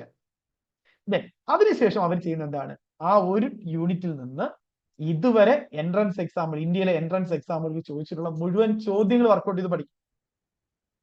മുഴുവൻ ചോദ്യങ്ങൾ ഇതുവരെ എന്തൊക്കെ എൻട്രൻസ് എക്സാം, ഇപ്പോഴാണ് ഈ നീറ്റ് മാത്രം ഞാൻ പറഞ്ഞിട്ടുണ്ട്, മറ്റെല്ലാം ഓരോ സംസ്ഥാനങ്ങളിൽ ഒരു സെപ്പറേറ്റ് എക്സാം ഉണ്ടായിരുന്നു, കേരള എൻട്രൻസ് ഉണ്ടായിരുന്നു. അപ്പൊ ഇതെല്ലാം ഇവരെന്ത് ചെയ്യും, ക്വസ്റ്റ്യൻ പേപ്പർ എടുത്തിട്ട് ആ ഒരു യൂണിറ്റിൽ നിന്ന് ഈ എക്സാമുകൾക്ക് എല്ലാം ചോദിച്ചിട്ടുള്ള പ്രീവിയസ് ഇയർ ക്വസ്റ്റ്യൻസ് ആ ഒരു യൂണിറ്റിൽ, ഫിസിക്സിലെ യൂണിറ്റ്സ് ആൻഡ് മെഷർമെന്റ്സ് എന്ന് പറയുന്ന ടോപ്പിക് ആണെങ്കിൽ അതിൽ എന്തൊക്കെ ചോദ്യങ്ങൾ ഇതുവരെ എൻട്രൻസ് എക്സാം ചോദിച്ചാൽ അവർ വർക്കൗട്ട് ചെയ്ത് പഠിക്കും. സുവോളജി ഒരു ഡൈജസ്റ്റീവ് സിസ്റ്റം ആണെങ്കിൽ അതിൽ നിന്ന് എന്തൊക്കെ ചോദ്യങ്ങൾ വന്നിട്ടുണ്ട് വർക്കൗട്ട് ചെയ്ത് കംപ്ലീറ്റ് ആയിട്ട് വർക്കൗട്ട് ചെയ്ത് പഠിക്കും. അത് വർക്കൗട്ട് ചെയ്ത് കഴിയുമ്പോൾ അവർക്ക് കുറെ എക്സ്ട്രാ പോയിന്റുകൾ കിട്ടും. ആ എക്സ്ട്രാ പോയിന്റുകൾ അവരെന്ത് ചെയ്യും, ആ ടെക്സ്റ്റിന്റെ ആ നോട്ടിന്റെ സൈഡിൽ ഒരു ചിറ്റ് പേപ്പർ ആയിട്ട് ഒട്ടിച്ചു വെക്കും, അവിടെ ആഡ് ചെയ്തിട്ട് ആ പേജിലുള്ള എക്സ്ട്രാ പോയിന്റുകൾ ആ പേജിൽ തന്നെ അവർ ചിറ്റ് പേപ്പറുകളായിട്ട് എഴുതി വെക്കും, ഒട്ടിച്ചു. അത് കഴിഞ്ഞ് അവർ ചെയ്യുന്നത് ആ ഒരാഴ്ച അത് പഠിച്ചു കഴിഞ്ഞാൽ ഈ പഠിച്ച കാര്യങ്ങൾ എനിക്ക് എക്സാമിന് ചോദിക്കുമ്പോൾ ആൻസർ ആയിട്ട് എഴുതാൻ പറ്റുന്നുണ്ടോ എന്ന് മനസ്സിലാക്കാൻ എല്ലാ വീക്കെൻഡിലും അവരൊരു മോഡൽ എക്സാം, ആ ഒരു സബ്ജക്റ്റിന്റെ ആ ഒരു യൂണിറ്റിന്റെ മോഡൽ എക്സാം എഴുതും. ഞാൻ പഠിച്ചത് എനിക്ക് അതുപോലെ എക്സാമിന് എഴുതാൻ പറ്റുന്നുണ്ടോ? നിങ്ങൾക്ക് പറ്റുന്ന ഏറ്റവും വലിയ മിസ്റ്റേക്ക് അവിടെയാണ്. എക്സാം എഴുതുമ്പോഴാണ് നിങ്ങളുടെ മാർക്ക് പോകുന്നത്. അല്ലെ, വീട്ടിൽ വന്ന് നോക്കുമ്പോൾ സാർ ഇതിന്റെ എനിക്കറിയാമായിരുന്നു സാർ ഇത് ആൻസർ ഇതാണെന്ന്, പക്ഷെ അവിടെ ഇരുന്നപ്പോ എനിക്ക് ആൻസർ എഴുതാൻ തോന്നിയത് മറ്റതാണ്. എത്രയോ ചോദ്യങ്ങൾ, അല്ലെ? സോ അത് എഴുതാൻ പറ്റുന്നുണ്ടോ എന്ന് കൂടി നിങ്ങൾ മനസ്സിലാക്കണം, ഉറപ്പുവരുത്തണം. ഓരോ ചോദ്യങ്ങളുടെ ആൻസർ നിങ്ങൾക്ക് അത് എക്സാമിന് ചോദിക്കുമ്പോൾ അത് എഴുതാൻ കൂടി പറ്റണം. അവിടെയാണ് നേഴ്സുമാർ ഇമ്പോർട്ടൻസ് കൊടുക്കേണ്ടത്. വാരി അടിച്ച് 90-100 ക്വസ്റ്റ്യൻ പഠിക്കുന്നതിലല്ല, അതിൽ നിന്ന് 90 ക്വസ്റ്റ്യൻ പഠിച്ചാൽ ഒരു 70 മാർക്കെങ്കിലും അതിനെ മാറ്റാൻ ശ്രമിക്കണം. സോ എഴുതുമ്പോൾ ആൻസർ ആയിട്ടും എഴുതാൻ നമുക്കത് കഴിയണം. സോ നമ്മൾ ഓരോ പഠിക്കുമ്പോഴും, ഓരോ ടോപ്പിക്ക് പഠിക്കുമ്പോഴും, ഓരോ യൂണിറ്റ് പഠിക്കുമ്പോഴും, ഓരോ സബ്ജക്ട് പഠിക്കുമ്പോഴും എക്സാമുകൾ എഴുതി പ്രാക്ടീസ് ചെയ്യും. നിങ്ങൾക്കറിയാം, ഇത് കൂടാതെ നമ്മൾ ഓരോ ടോപ്പിക്ക് പഠിച്ചു കഴിയുമ്പോഴും ഇത് കൂടാതെ നമ്മൾ ലൈവ് എക്സാം ഉണ്ട് നമ്മുടെ ക്ലാസ്സിൽ, അല്ലെ? നമ്മൾ അതിൽ ഓപ്ഷൻസ് തരില്ല, നിങ്ങൾ കറക്കി കുത്താതിരിക്കാനായിട്ട്. നമ്മുടെ ലൈവ് ക്ലാസ്സിൽ നമ്മൾ നടത്തുന്ന ടെസ്റ്റുകളിൽ ഒരിക്കലും നിങ്ങൾക്ക് ഓപ്ഷൻ തരാറില്ല. കൃത്യമായിട്ട് ആൻസർ അറിയാമെങ്കിൽ മാത്രമേ നിങ്ങൾക്ക് എഴുതാൻ പറ്റുള്ളൂ. കാരണം അത് ഈ പറഞ്ഞതുപോലെ നിങ്ങൾ കറക്കി കുത്താതിരിക്കാനാണ്. നിങ്ങൾക്ക് അല്ലെ, നിങ്ങൾ വായുവിലൊന്നും എടുക്കണം, നിങ്ങൾക്ക് കൃത്യമായിട്ട് നിങ്ങൾക്ക് അത് ആൻസർ അറിയാമെങ്കിൽ മാത്രമേ നിങ്ങൾക്ക് അത് ആൻസർ ചെയ്യാൻ പറ്റൂ. അല്ല, ഓപ്ഷൻസ് നോക്കി കുത്തുന്ന പരിപാടി നിങ്ങൾക്ക് അതിൽ കിട്ടില്ല. സോ അങ്ങനെ പ്രാക്ടീസ് ചെയ്യണമെങ്കിൽ ഓപ്ഷൻസുകൾ കാണുമ്പോൾ നിങ്ങൾക്ക് അഡ്വാൻറ്റേജ് ആണ്. സോ അത് ലൈവ് ക്ലാസ് ടെസ്റ്റ്, ഓരോ ടോപ്പിക്കിനും നിങ്ങൾക്ക് ക്ലാസ് ടെസ്റ്റ് ഉണ്ട് ഇത് കൂടാതെ. ക്ലിയർ അല്ലേ? പിന്നെ അവർ ചെയ്യുന്ന എല്ലാ ഇതുവരെയുള്ള എല്ലാ ക്വസ്റ്റ്യൻ പേപ്പറുകളും അവർ കാണാപ്പാടായിരിക്കും. 2 വർഷം കഴിഞ്ഞ് എൻട്രൻസിന് പോകുന്നതിന് മുന്നേ ഇതുവരെ എന്തൊക്കെ എക്സാം നടന്നിട്ടുണ്ടോ, എൻട്രൻസ് എക്സാമുകൾ, എന്റെ മുഴുവൻ ചോദ്യ പേപ്പറുകൾ അവർ കാണാപ്പാടായിരിക്കും. അല്ലെ, നമ്മൾ ഇതുപോലെ ഒരു എക്സാമിനല്ലേ പ്രിപ്പയർ ചെയ്യുന്നത്. അപ്പൊ നമ്മളും ഇതുപോലെ അവന് 2 വർഷത്തെ സിലബസ് 1 വർഷം കൊണ്ട് പഠിക്കുന്ന പോലെ നമ്മളിവിടെ 4 വർഷത്തെ സിലബസ് ആണ് നമ്മൾ 1 വർഷം കൊണ്ട് പഠിക്കുന്നത്. നമ്മളും അതുപോലെ ഈ 4 വർഷത്തെ സിലബസ് 14 അല്ലെങ്കിൽ 15 സബ്ജക്ട്സുകൾ ഇതുപോലെ കംപ്ലീറ്റ് ആയിട്ട് ഇവർ ചെയ്ത അതേ മെത്തേഡിലൂടെ പ്രിപ്പയർ ചെയ്യണമെങ്കിൽ ഒട്ടും ഈസി ആയിട്ട് നല്ല മാർക്കുകൾ മേടിക്കാൻ പറ്റും. നമ്മൾ അതിന്റെയൊക്കെ ഒരു 10% പോലും ചെയ്യുന്നില്ല എന്നുള്ളതാണ്, അല്ലേ? അവരാ ചെയ്ത് പഠിക്കുന്നവൻ അതുപോലെ ഒരു കോമ്പറ്റീറ്റീവ് എക്സാം ആണ് നമ്മൾ പ്രിപ്പയർ ചെയ്യുന്നത്. നമ്മളും അതുപോലെയാണ് നമ്മൾ പ്രിപ്പയർ ചെയ്യേണ്ടത്. ഒരു 10% പോലും നമ്മൾ സാറിന് ചെയ്യാറില്ല. ഇത്രയും വലിയ എക്സാം ഒക്കെ പ്രിപ്പയർ ചെയ്യുമ്പോൾ നമുക്ക് അത്രയും വലിയ ഡ്രീം ആണെങ്കിൽ ഉറപ്പായിട്ടും ആ ഒരു ലെവലിൽ ഒരു പോരായ്മയും ഇല്ലാതെ പെർഫെക്റ്റ് ആയിട്ട് പ്ലാൻ ചെയ്ത് നടപ്പിലാക്കും. അങ്ങനെ ചെയ്തു കഴിഞ്ഞാൽ ഏറ്റവും നല്ല സ്കോറിലേക്ക് നമുക്ക് എത്താൻ പറ്റും. നിങ്ങൾ പറയുന്ന അത്ര വലിയ കോമ്പറ്റീഷൻ ഒന്നും ഇവിടെ ഇല്ല. അങ്ങനെയാണെങ്കിൽ കട്ട് ഓഫ് 90 ക്വസ്റ്റ്യൻ പഠിക്കുമ്പോൾ 40 മാർക്കൊന്നും വരില്ല. ഇത് ഓർക്കുക കേട്ടോ. സോ നന്നായിട്ട് പഠിക്കുക, പെർഫെക്റ്റ് ആയിട്ട് പഠിക്കുക. ഞാൻ പറഞ്ഞത് എല്ലാം ആദ്യം മുതൽ സിസ്റ്റമാറ്റിക് ആയിട്ട് ഒരു വർഷം കൊണ്ട് അത് കംപ്ലീറ്റ് ചെയ്യും. അതിനുശേഷം എത്രത്തോളം നിങ്ങൾക്ക് റിവിഷൻ ചെയ്യാൻ പറ്റും, ഓൾറെഡി റിവിഷൻ ചെയ്യണം, ഓരോ ആഴ്ചയും ഓരോ മാസവും ചെയ്യണം. അത് കഴിഞ്ഞാൽ എക്സാം നോട്ടിഫിക്കേഷൻ വന്നാൽ എത്രത്തോളം നിങ്ങൾക്ക് റിവിഷൻ ചെയ്യാൻ പറ്റൂ, എത്രത്തോളം മോഡൽ എക്സാം അറ്റൻഡ് ചെയ്യാൻ പറ്റൂ, എത്രത്തോളം പ്രീവിയസ് ക്വസ്റ്റ്യൻ പേപ്പറിൽ വർക്ക്ഔട്ട് ചെയ്യാൻ പറ്റൂ, എത്രത്തോളം OMR എക്സാം അറ്റൻഡ് ചെയ്യാൻ പറ്റും, അതെല്ലാം നിങ്ങൾ കേടും. പിന്നെ ഒരു കാര്യം കൂടെ, നമ്മുടെ ആപ്പിൽ നിങ്ങൾക്കറിയാം ഒരു സ്കോളർഷിപ്പ് എക്സാമിൽ ഒരു ഫോൾഡർ ഉണ്ട് അല്ലെ, സ്കോളർഷിപ്പ് എക്സാം. പക്ഷെ നമ്മളത് ചെയ്യാറ്. സോ എന്തുകൊണ്ട് പലരും ചോദിക്കാറുണ്ട്, പക്ഷെ നമ്മൾ ചെയ്യാത്തതിന് മെയിൻ കാര്യം നിങ്ങൾക്ക് അറിയാം, ഇപ്പൊ റീസെന്റ് ഒരു ട്രെൻഡാണ് ഈ സ്കോളർഷിപ്പ് എക്സാം നടത്തുന്നു, അതിൽ കുറെ ആദ്യ റാങ്കിൽ വരുന്ന കുട്ടികൾ ഫ്രീ ആയിട്ട് പഠിക്കുന്നു. നിങ്ങൾ നോക്കുമ്പോൾ അടുത്ത എക്സാം, ഇപ്പൊ കഴിഞ്ഞ നേഴ്സിംഗ് ട്യൂട്ടറാണ്, അസിസ്റ്റന്റ് പ്രൊഫസർ ആണെങ്കിലും അല്ലെ DME എക്സാം, എക്സാമിലെല്ലാം ട്രെൻഡാണ്. സ്കോളർഷിപ്പ് എക്സാം കുറെ പേര് ഫ്രീ ആയിട്ട് പഠിക്കുന്നു. അത് കഴിഞ്ഞ് അടുത്ത എക്സാം അതിന്റെ റിസൾട്ട് വരുമ്പോൾ അവർ തന്നെ ആയിരിക്കും ആദ്യ റാങ്കിൽ വരുന്നത്. അതിനൊരു ഡൗട്ടും ഇല്ല. നിങ്ങൾ സിമ്പിൾ ആയിട്ട് ചിന്തിച്ചാൽ മതി. ഒരു സ്കോളർഷിപ്പ് എക്സാം എന്നൊക്കെ പറയുന്നത് എന്താണ്, ഒരു നമ്മുടെ സ്റ്റാഫ് നേഴ്സ് PSC എക്സാമിന്റെ അതേ ലെവലിലുള്ള ഒരു എക്സാം ആണ് അല്ലെ. സ്റ്റാഫ് നേഴ്സ് എക്സാം PSCയുടെ അതേ സിലബസിലുള്ള ചോദ്യങ്ങൾ ഉൾപ്പെടുന്ന ഒരു എക്സാം ആണ് ഈ സ്കോളർഷിപ്പ് എക്സാമ്പിൾ എന്ന് പറയുന്നത് നടക്കുന്നത്. അതിൽ അടുത്ത PSC എക്സാം എഴുതാൻ പോകുന്ന എല്ലാവരും അതിനകത്ത് എഴുതും. അതിനകത്ത് ആദ്യ റാങ്കുകൾ വരുന്നു എന്ന് പറയുന്ന അർത്ഥം എന്താണ്, അവർക്ക് ഓൾറെഡി ആ ഒരു PSC എക്സാം എഴുതി നല്ല റാങ്കിൽ എത്താനുള്ള നോളജ് അവർ ഓൾറെഡി ഉണ്ട്. അതുകൊണ്ടാണ് അവർ ആ സ്കോളർഷിപ്പ് എക്സാമിൽ ആദ്യ റാങ്കിൽ വന്നത്. പിന്നെ അടുത്തൊരു വർഷം കഴിഞ്ഞിട്ട് നടക്കുന്ന എക്സാമിൽ സ്വാഭാവികമായിട്ട് അവർ ഓട്ടോമാറ്റിക്കലി അവർ തന്നെ ആയിരിക്കും ആദ്യ റാങ്കിൽ വരുന്നത്. പക്ഷെ നിങ്ങൾ ചിന്തിക്കുക, കാരണം അവർക്ക് ഓൾറെഡി അവർക്ക് ആ ഒരു PSC എക്സാമിന്റെ നോളജ് ഉള്ളത് കൊണ്ടാണ് ആ ഒരു PSC എക്സാമിന്റെ ലെവലിലുള്ള ഒരു സ്കോളർഷിപ്പ് എക്സാമിൽ ആദ്യ റാങ്കിൽ വരാൻ പറ്റുന്നത്. പക്ഷെ പ്രശ്നം എന്ന് പറയുന്നത്, ഇത് കാണുമ്പോൾ മറ്റു കുറെ കുട്ടികൾ തെറ്റിദ്ധരിക്കപ്പെടും. ഒരു ആവറേജ് ലെവൽ കുട്ടികൾ ചിന്തിക്കും അവരെ പോലെ എനിക്കും നല്ല റാങ്കിലേക്ക് വരാൻ പറ്റും എന്നുള്ള ഒരു തെറ്റിദ്ധാരണയിലേക്ക് പോകും. അതുണ്ടാവരുത്. നമുക്ക് നല്ല റാങ്ക് പറഞ്ഞെങ്കിൽ നമ്മൾ തന്നെ കൃത്യമായിട്ട് അതിനെ മനസ്സിലാക്കി നമ്മൾ തന്നെ പഠിക്കേണ്ട രീതിയിൽ അല്ല മറ്റുള്ളവർക്ക് അവർക്ക് കിട്ടുന്നു എന്ന് പറഞ്ഞ് എനിക്കും അതുപോലെ കിട്ടണമെന്നില്ല.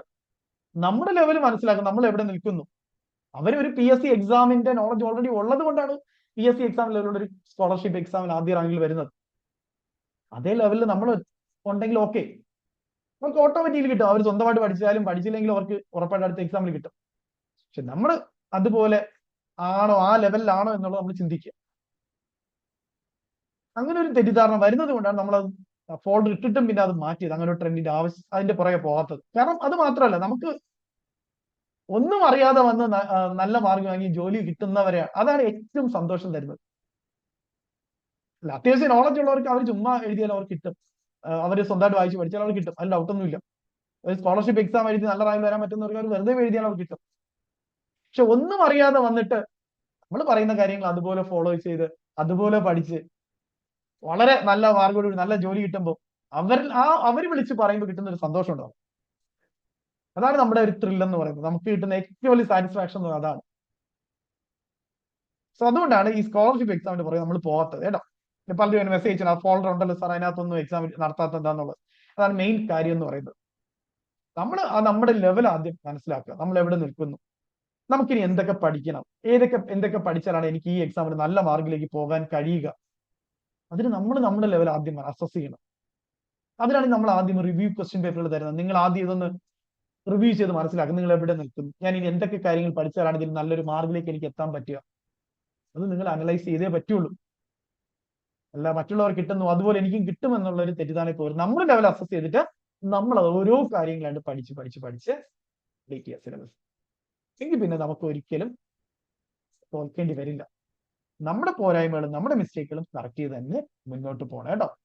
യെസ്, ഒരു കാര്യം ഓപ്പൺ ആയിട്ട് പറയാം, ദയവ് ചെയ്ത് ഈ ഒരു മോട്ടിവേഷൻ ഇന്നിപ്പോ ഞാൻ പറയാം, ഈ ഒരു DME എക്സാമിന്റെ അതിന്റെ ഒന്നും ഉണ്ടായത് ആയിക്കോട്ടെ, ഇതിന് അവസാനം വരെ കൊണ്ടുപോകും. അടുത്ത എക്സാം എഴുതുന്നവരെ കൊണ്ടുപോയേ പറ്റുള്ളൂ. എങ്കിലേ നമുക്ക് എക്സാം ഈസി ആവുള്ളൂ, എങ്കിലേ നമുക്കിത് കംപ്ലീറ്റ് ചെയ്യാൻ പറ്റുള്ളൂ. ആ ഒരു മോട്ടിവേഷൻ ഇല്ല എങ്കിൽ പലപ്പോഴും നമുക്ക് ഉഴപ്പാനുള്ള സാധ്യതകളുണ്ട്.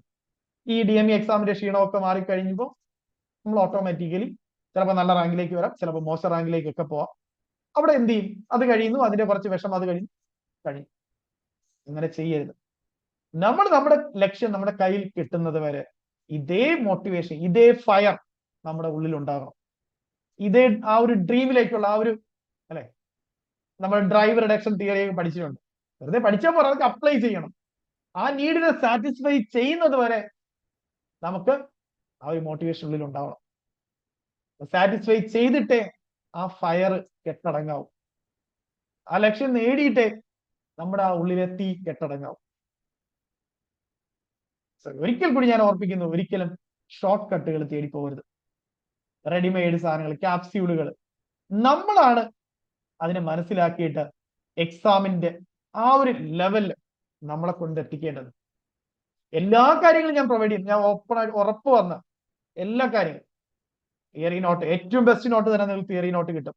ഏറ്റവും കൂടുതൽ practice question, topic wise practice question നിങ്ങൾക്ക് കിട്ടും. ഒരു ഡൗട്ടും വേണ്ട. Simple to complex, unit exams, model exams, previous question പേപ്പറുകൾ, OMR എക്സാമുകൾ, ഗ്രാൻഡ് ടെസ്റ്റുകൾ, ഏറ്റവും കൂടുതൽ നിങ്ങൾക്ക് കിട്ടും. അതിലൊരു ഡൗട്ടും വേണ്ട. പക്ഷെ അത് എല്ലാം പ്രയോജനപ്പെടുത്തി അതിന് പെർഫെക്റ്റ് ആയിട്ട് അറേഞ്ച് ചെയ്ത് ഓർഗനൈസ് ചെയ്ത് എക്സാമിന് റെഡി ആവേണ്ടതും ആ പേന കൊണ്ട് എക്സാം എഴുതേണ്ടതും കൺഫ്യൂഷൻസ് ഇല്ലാതെ, നെഗറ്റീവ് മാർക്കിംഗ് ഇല്ലാതെ എക്സാം എഴുതി മാർക്ക് സ്കോർ ചെയ്യേണ്ടതും നിങ്ങളുടെ ജോലിയാണ്, നിങ്ങളുടെ ഉത്തരവാദിത്തമാണ്. അതിന് എല്ലാ കാര്യങ്ങളും പ്രൊവൈഡ് ചെയ്യാൻ ഞങ്ങൾക്ക് കഴിയും. പക്ഷെ ചെയ്യേണ്ട ജോലി നിങ്ങളുടെ തന്നെയാണ്. അത് ചെയ്താൽ ഉറപ്പായിട്ടും നല്ല റിസൾട്ടിലേക്ക് പോകും. ഒരു ഡൗട്ടും വേണ്ട. നിങ്ങളുടെ ലക്ഷ്യത്തിലേക്ക് എത്തുക തന്നെ ചെയ്യും. അത് എയിംസ് നോർസെറ്റ് എന്നില്ല, ശ്രീചിത്ര SCT IMST എന്നില്ല, റെയിൽവേ എന്നില്ല, JPHN എന്നില്ല, അസിസ്റ്റന്റ് പ്രൊഫസർ എന്നില്ല, നേഴ്സിംഗ് ട്യൂട്ടർ എന്നില്ല, ദെൻ ഹോമിയോപ്പതി എന്നില്ല. ഏത് എക്സാമിനാണോ നമ്മൾ കൃത്യമായി നമ്മൾ കംപ്ലീറ്റ് ആയിട്ട് മനസ്സിലാക്കി എല്ലാത്തിനും നമുക്ക് തോന്നണം ഞാൻ എല്ലാം പഠിച്ചു കഴിഞ്ഞു, എല്ലാ രീതിയിലും ഞാൻ പ്രിപ്പയർഡ് ആയിട്ടുണ്ട്. അങ്ങനെ പറയാൻ നമുക്ക് കഴിയണം ഈ ഒരു പ്രിപ്പറേഷൻ കഴിയുമ്പോൾ. അല്ലെങ്കിൽ പിന്നെ ഒരു പ്രയോജനമില്ല. നമ്മൾ ഇത്രയും നമ്മുടെ സമയവും നമ്മുടെ എഫർട്ടും നമ്മുടെ ആരോഗ്യവും നമ്മുടെ ഉറക്കവും നമ്മുടെ സ്ട്രെസ്സും, അല്ലെ, ഒരുപാട് കാര്യങ്ങൾ നമ്മൾ ടോളറേറ്റ് ചെയ്യുന്നുണ്ട്, ഇതിനു വേണ്ടി സഹിക്കുന്നുണ്ട്, കഷ്ടപ്പെടുന്നുണ്ട്, അല്ലെ, മറ്റുള്ളവരുടെ ഇൻസൾട്ടുകൾ നമ്മൾ സഹിക്കുന്നുണ്ട്, അല്ലെ, മറ്റുള്ള എന്റെ കൂടെ പഠിച്ചവർക്ക് എല്ലാവർക്കും ജോലി കിട്ടി, നിനക്ക് മാത്രം ജോലി കിട്ടിയില്ല, അല്ലെ, എനിക്ക് മാത്രം ജോലി കിട്ടിയില്ല. ഒരുപാട് നിങ്ങൾ കേട്ടിട്ടുള്ളതായിരിക്കും, അല്ലെ. പഠിക്കാൻ തുടങ്ങിയിട്ട് കുറെ കാലമായല്ലോ, നിർത്താറായില്ലേ, ഇതൊക്കെയുള്ള ഒരുപാട് ചോദ്യങ്ങൾ നമ്മൾ ഫേസ് ചെയ്യേണ്ടി വരും. പക്ഷെ ഇതൊക്കെ നമ്മുടെ ലക്ഷ്യത്തിലേക്ക് എത്തിക്കഴിഞ്ഞാൽ ആ ചോദ്യങ്ങളെല്ലാം മാറി, അല്ലെ, നമ്മളെ അക്സെപ്റ്റ് ചെയ്യുന്ന ഒരു ലെവലിലേക്ക് എത്തും. എല്ലാവരും നമ്മളെ പ്രശംസിക്കുന്ന ലെവലിലേക്ക് വരും. നമ്മളെ അക്സെപ്റ്റ് ചെയ്യുന്ന, നമ്മുടെ വാക്കുകൾക്ക് വില കൽപ്പിക്കുന്ന, ഇന്നലെ വരെ കുറ്റപ്പെടുത്തിയവർ തന്നെ നമ്മളെ പുകഴ്ത്തുന്ന ലെവലിലേക്ക് വരും. ഇന്നലെ വരെ നമ്മുടെ ആഗ്രഹങ്ങളായിട്ടിരുന്ന സാധനങ്ങൾ, അല്ലെ, ഓരോന്നായിട്ട് നമുക്ക് അച്ചീവ് ചെയ്യാൻ കഴിയും. അതിനെല്ലാം നിങ്ങളെ സഹായിക്കും ഈ ഒരു ഗവൺമെന്റ് ജോലി എന്നുള്ളത്. സ്വപ്നങ്ങൾ യാഥാർത്ഥ്യമാക്കുമ്പോഴാണ്, അല്ലെ, മറ്റുള്ളവരുടെ മുന്നിൽ നമുക്ക് വിജയിക്കാൻ കഴിയുള്ളൂ. അല്ല, വെറുതെ ഇങ്ങനെ സ്വപ്നങ്ങളായിട്ടിരുന്നാൽ നമ്മൾ ഇരിക്കത്തേ ഉള്ളൂ. അല്ലെ, അബ്ദുൽ കലാം പറയും പോലെ സ്വപ്നങ്ങളാണ് നമ്മളെ ഉറങ്ങാതിരിക്കാൻ, അല്ലെ, നല്ല സ്വപ്നങ്ങൾ എന്ന് പറയുന്നത് നമ്മളെ ഉറക്കത്തിൽ നിന്ന് എഴുന്നേറ്റിരുന്ന് നമ്മളെ ഹാർഡ് വർക്ക് ചെയ്യാൻ പ്രേരിപ്പിക്കുന്നതാകണം നമ്മുടെ സ്വപ്നങ്ങൾ എന്ന് പറയുന്നത്. അല്ലെങ്കിൽ നമ്മുടെ ഉറങ്ങാൻ അനുവദിക്കാത്തതാകണം നമ്മുടെ സ്വപ്നങ്ങൾ എന്ന് പറയുന്നത്. അതിനുവേണ്ടി വർക്ക് ചെയ്യണം. ആ ഒരു ലക്ഷ്യം നേടിക്കഴിഞ്ഞാൽ പിന്നെ വളരെ കാമായിട്ട് നിങ്ങൾക്ക് റിലാക്സ് ചെയ്യാം, ഉറങ്ങാം, നമ്മുടെ ആഗ്രഹങ്ങൾ, സ്വപ്നങ്ങൾ ഓരോന്നായിട്ട് നേടിയെടുക്കാം.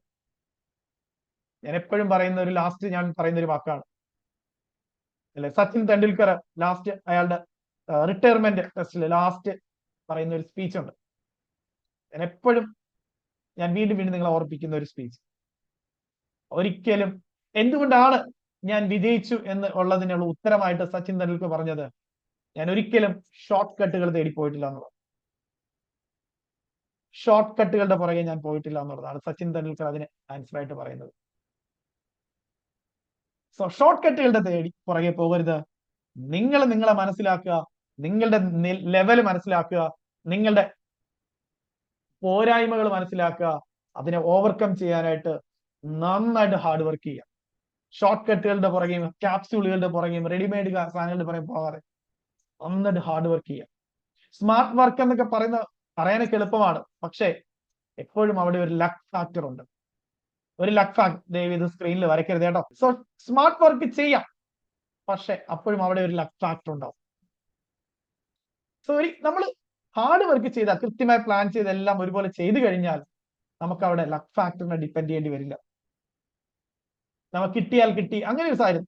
എക്സാം എളുപ്പമായാലും ഉറപ്പായിട്ടും പറയും, എക്സാം എളുപ്പമായാലും എക്സാം ടഫ് ആയാലും അല്ലെ, 90 ക്വസ്റ്റ്യൻ കട്ട് ഓഫ് വരുന്ന എക്സാം ആണെങ്കിലും 30 മാർക്ക് കട്ട് ഓഫ് വരുന്ന എക്സാം ആണെങ്കിലും അതില് ഞാനുണ്ടാവും. അല്ലെങ്കിൽ സ്മാർട്ട് വർക്കിന്റെ പുറകെ പോയി കഴിഞ്ഞാൽ, എളുപ്പം എഴുതി പോയി കഴിഞ്ഞാൽ, ഷോർട്ട് കട്ടുകളുടെ പുറകെ പോയി കഴിഞ്ഞാൽ എളുപ്പമാണെങ്കിൽ അല്ലെ ചിലപ്പോ എനിക്ക് എളുപ്പമാണ്, അല്ലെങ്കിൽ ചിലപ്പോ കിട്ടിയാൽ കിട്ടി, അതാണ് അവസ്ഥ.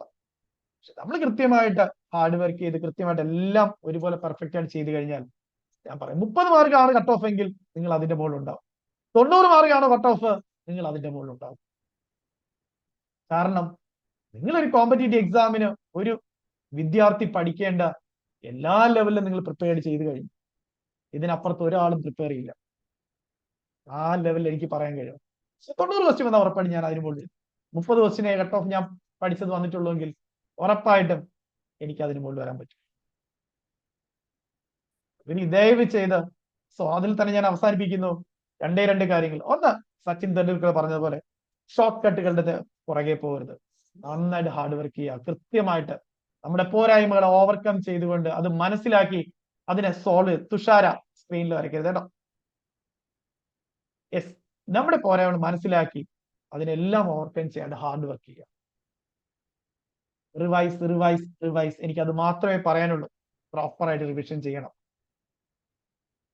അതുപോലെ തന്നെ APJ അബ്ദുൽ കലാം പറഞ്ഞതുപോലെ നിങ്ങളുടെ സ്വപ്നങ്ങൾ എന്ന് പറയുന്നത് നിങ്ങളെ ഉറങ്ങാൻ അനുവദിക്കാത്തതാകണം. നിങ്ങൾ സ്വപ്നം നേടുന്നത് വരെ നമ്മളെ ഉറങ്ങാൻ അനുവദിക്കാത്തതാകണം. അല്ല, ഉറക്കത്തിൽ കാണുന്ന അല്ല സ്വപ്നങ്ങൾ എന്ന് പറഞ്ഞാൽ നമ്മുടെ ഉറങ്ങാൻ അനുവദിക്കാത്തതാകണം. അത് നേടുന്നത് വരെ ആ ഒരു തീ നമ്മുടെ ഉള്ളിൽ ഉണ്ടാവണം. അത് നേടിക്കഴിഞ്ഞാൽ നിങ്ങൾക്ക് പിന്നെ ഞാൻ നേരത്തെ പറഞ്ഞു, നിങ്ങളുടെ എല്ലാ ആഗ്രഹങ്ങളും നേടാനുള്ള അവസരമുണ്ട്. ഇന്നലെ വരെ കുറ്റപ്പെടുത്തിയവരെല്ലാം നിങ്ങളെ പ്രശംസിക്കും, അല്ലെ, നിങ്ങളുടെ വാക്കുകൾക്ക് വില കൽപ്പിക്കും. ആ ലക്ഷ്യത്തിലേക്ക് നിങ്ങൾക്ക് എല്ലാവർക്കും നടന്ന് കയറാൻ കഴിയട്ടെ. എന്തേ ഡൗട്ട് ഉണ്ടോ? ഇനി എന്തേ ഡൗട്ട് ഉണ്ടോ? ഇത്രയും കാര്യങ്ങളാണ് എനിക്ക് പറയാനുള്ളത് കേട്ടോ. നന്നായിട്ട് പഠിക്കുക, ദയവ് ചെയ്ത് സിസ്റ്റമാറ്റിക്കായിട്ട് ആദ്യം മുതൽ പഠിക്കുക. ഞാനൊരു ആവറേജ് സ്റ്റുഡന്റ് ആണെങ്കിൽ എനിക്ക് എത്ര സമയം വേണം ഇത് പഠിക്കാൻ? ചിലപ്പോൾ ഒരു 10 തവണ എഴുതി പഠിക്കേണ്ടി വരും. എഴുതി പഠിക്കൂ, സമയമുണ്ടല്ലോ, ഉറപ്പായിട്ട് സമയമുണ്ട്. ചിലപ്പോൾ 10 തവണ വായിക്കേണ്ടി വരും, വായിച്ചു പഠിക്കൂ. അല്ലാതെ ദയവ് ചെയ്ത് പഠിക്കാതിരിക്കരുത്. ഈവൻ എത്രയോ തവണ ഞാൻ പറഞ്ഞു, നിങ്ങൾ എഡ്യൂക്കേഷൻ, അഡ്മിനിസ്ട്രേഷൻ, റിസർച്ചിന്റെ 20 മാർക്ക് നിങ്ങൾ 15 മാർക്കിനുള്ള സ്കോർ ചെയ്യും, നിങ്ങൾക്ക് ജോലി കിട്ടിയിരിക്കും. എന്നിട്ടും ഇന്നും വന്ന് കോള്, സാർ ഞാൻ റിസർച്ച് പഠിച്ചില്ല, അല്ലെങ്കിൽ എനിക്കൊരു 5 മാർക്ക് കൂടെ കിട്ടുമായിരുന്നു. ആ 5 മാർക്ക് കൂടെ കിട്ടിയെങ്കിൽ ഞാൻ ഉറപ്പായിട്ട് പറഞ്ഞു, ഒരു 3 മാർക്ക് കൂടെ കിട്ടിയിരുന്നെങ്കിൽ ഞാൻ കണ്ണും പൂട്ടി പറഞ്ഞു, നിങ്ങൾ ഇനി പഠിക്കേ വേണ്ട, ആ റിസർച്ചിന്റെ 5 മാർക്ക് നിങ്ങളിവിടെ നേടിയിരുന്നെങ്കിൽ. ആ സബ്ജക്ട്സ് ഞാൻ പഠിച്ചില്ല സാർ. എഡ്യൂക്കേഷൻ അഡ്മിനിസ്ട്രേഷൻ ഒക്കെ പഠിച്ചു, പക്ഷെ റിസർച്ച് പഠിച്ചില്ല. സിമ്പിളായിട്ട് 5 മാർക്കെങ്കിലും കിട്ടിയേ. ഒന്ന് ആലോചിച്ചു, 5 മാർക്ക് കൂടെ കിട്ടിയെങ്കിൽ ഞാൻ പറഞ്ഞു, നിങ്ങൾ ഇനി DHS ജോയിൻ ചെയ്യണ്ട, പഠിക്കണ്ട. ഞാൻ ഉറപ്പായിട്ട് പറഞ്ഞു, ഉറപ്പായിട്ട് നിങ്ങൾ പഠിക്കുന്നു. പക്ഷെ ഇതാണ് എത്രയോ തവണ പറയും, എഡ്യൂക്കേഷൻ അഡ്മിനിസ്ട്രേഷൻ, റിസർച്ച് നിങ്ങൾ ഇമ്പോർട്ടൻസ് കൊടുക്കണം. GNM ആയിക്കോട്ടെ, എഴുതി പഠിക്കൂ. അത് പഠിക്കാതെ ജോലി ഇനി കിട്ടാൻ പോകുന്നില്ല. എത്രയോ തവണ പറഞ്ഞു, എല്ലാ യൂട്യൂബ് വീഡിയോയിലും ഞാൻ പറഞ്ഞു, നിങ്ങൾ ആ 20 മാർക്കിൽ ഒരു 15 മാർക്ക് മേടിക്കും, ജോലി കിട്ടിയിരിക്കും നിങ്ങൾക്ക്. എന്നിട്ടും ഇപ്പോഴും വിളിച്ചു പറയുക, സാർ ഞാൻ അത് പഠിച്ചില്ല, എന്നിട്ടും എനിക്ക് ഇത്ര മാർക്കുണ്ട് സാർ. റിസർച്ച് ഒന്നും 1 മാർക്ക് പോലും കിട്ടിയില്ല, എന്നിട്ടും എനിക്ക് ഇത്ര മാർക്കുണ്ട്. ഇപ്പോഴും കിട്ടില്ല എന്ന് പറയുന്നത് ആ വ്യക്തിക്ക്. പക്ഷെ നമ്മൾ പ്രതീക്ഷിക്കുന്ന ഒരു മാർക്കുണ്ട് ഇത്രയൊക്കെ പഠിച്ചിട്ട്. അത് ഉണ്ടാവരുത്. ഞാൻ ഇപ്പോഴും പറയുന്നു, നിങ്ങളുടെ മൈനർ സബ്ജക്ട്സ് ഏറ്റവും ഇമ്പോർട്ടൻസ് ഈ എഡ്യൂക്കേഷൻ റിസർച്ച് ആയിരിക്കണം. 20 മാർക്ക്, അതിൽ 15 മാർക്കിൽ താഴെ ഒരാളും പോകരുത്. അടുത്ത importance sociology, psychology, microbiology, nutrition, biochemistry ആയിരിക്കണം. 15 മുതൽ 20 ചോദ്യങ്ങൾ. ഈ ഒരു 40 മാർക്കിൽ നിങ്ങൾ 20 മാർക്കിന് മുകളിൽ പോയാൽ നല്ല റാങ്കിലേക്ക് എത്തും. അത് കഴിഞ്ഞ് മെന്റൽ ഹെൽത്ത് പഠിക്കൂ, അത് കഴിഞ്ഞ് കമ്മ്യൂണിറ്റി പഠിക്കൂ, പീഡിയാട്രിക്സ് പഠിക്കൂ, then fundamentals OBG med surg priority കൊടുക്കൂ. നിങ്ങൾക്ക് എത്ര എക്സാം ഈസിയാണ് ടഫാണ് പിടിച്ചിരിക്കാൻ പറ്റും, ഞാൻ ഉറപ്പ് തരുന്നു. വർഷം കുറെ ആയില്ലേ നമ്മള് തുടങ്ങിയിട്ട്, ഉറപ്പായിട്ടും അതിൽ മാറ്റം വന്നിട്ടില്ല ആ പാറ്റേണിൽ. അത് തന്നെ ആവർത്തിക്കുന്നത്. അത് നേഴ്സിംഗ് ട്യൂട്ടർ ആണെങ്കിലും അസിസ്റ്റന്റ് പ്രൊഫസർ ആണെങ്കിലും. നിങ്ങൾ ജോലി കിട്ടിയവരോട് ചോദിക്കൂ അവരെങ്ങനെയാ മാർക്ക് മേടിച്ചത്, അല്ലെങ്കിൽ എങ്ങനെയാ ജോലി കിട്ടിയെന്നുള്ളത്. ചെയ്യണം കേട്ടോ, മസ്റ്റ് ആയിട്ട് ചെയ്യണം. ഇനിയെങ്കിലും നമ്മുടെ കുട്ടികൾക്ക് മുഴുവൻ ജോലി കിട്ടണമെന്ന് അത്രമാത്രം ആഗ്രഹമുണ്ട് ഞങ്ങൾക്ക്, അതുകൊണ്ടാണ് കേട്ടോ. ജോലി കിട്ടിയത് വിളിച്ചു പറയുമ്പോൾ അതാണ് നമ്മുടെ മോട്ടിവേഷൻ എന്ന് പറയുന്നത്. നമുക്ക് കിട്ടുന്ന ഒരു ത്രില്ല് അതാണ്. എല്ലാവരും ജോലി മേടിക്കണം. അത് ഓരോരുത്തരുടെ ലൈഫിൽ കൊണ്ടുവരുന്ന മാറ്റം എന്ന് പറയുന്നത് ചില്ലറയൊന്നുമല്ല. നിങ്ങളത് മനസ്സിലാക്കുക. ആ മാറ്റം വന്നവർ വിളിക്കുമ്പോൾ നമുക്ക് കിട്ടുന്ന ഒരു സന്തോഷമുണ്ട്. നാളെ നിങ്ങൾക്കും ഉണ്ടാവും. സോ എല്ലാവർക്കും ഒരിക്കൽ കൂടി ഓൾ ദ ബെസ്റ്റ്. സോ നന്നായിട്ട് പഠിക്കുക, അവസാനം വരെ ഒരുപോലെ പഠിക്കുക കേട്ടോ. കംപ്ലീറ്റ് സിലബസ് പഠിക്കുക, കംപ്ലീറ്റ് ആയിട്ട് പഠിക്കുക, ഇന്റൻസ് ആയിട്ട് പഠിക്കുക, എക്സാമിന് അറിഞ്ഞ് പഠിക്കുക. Okay, all the best.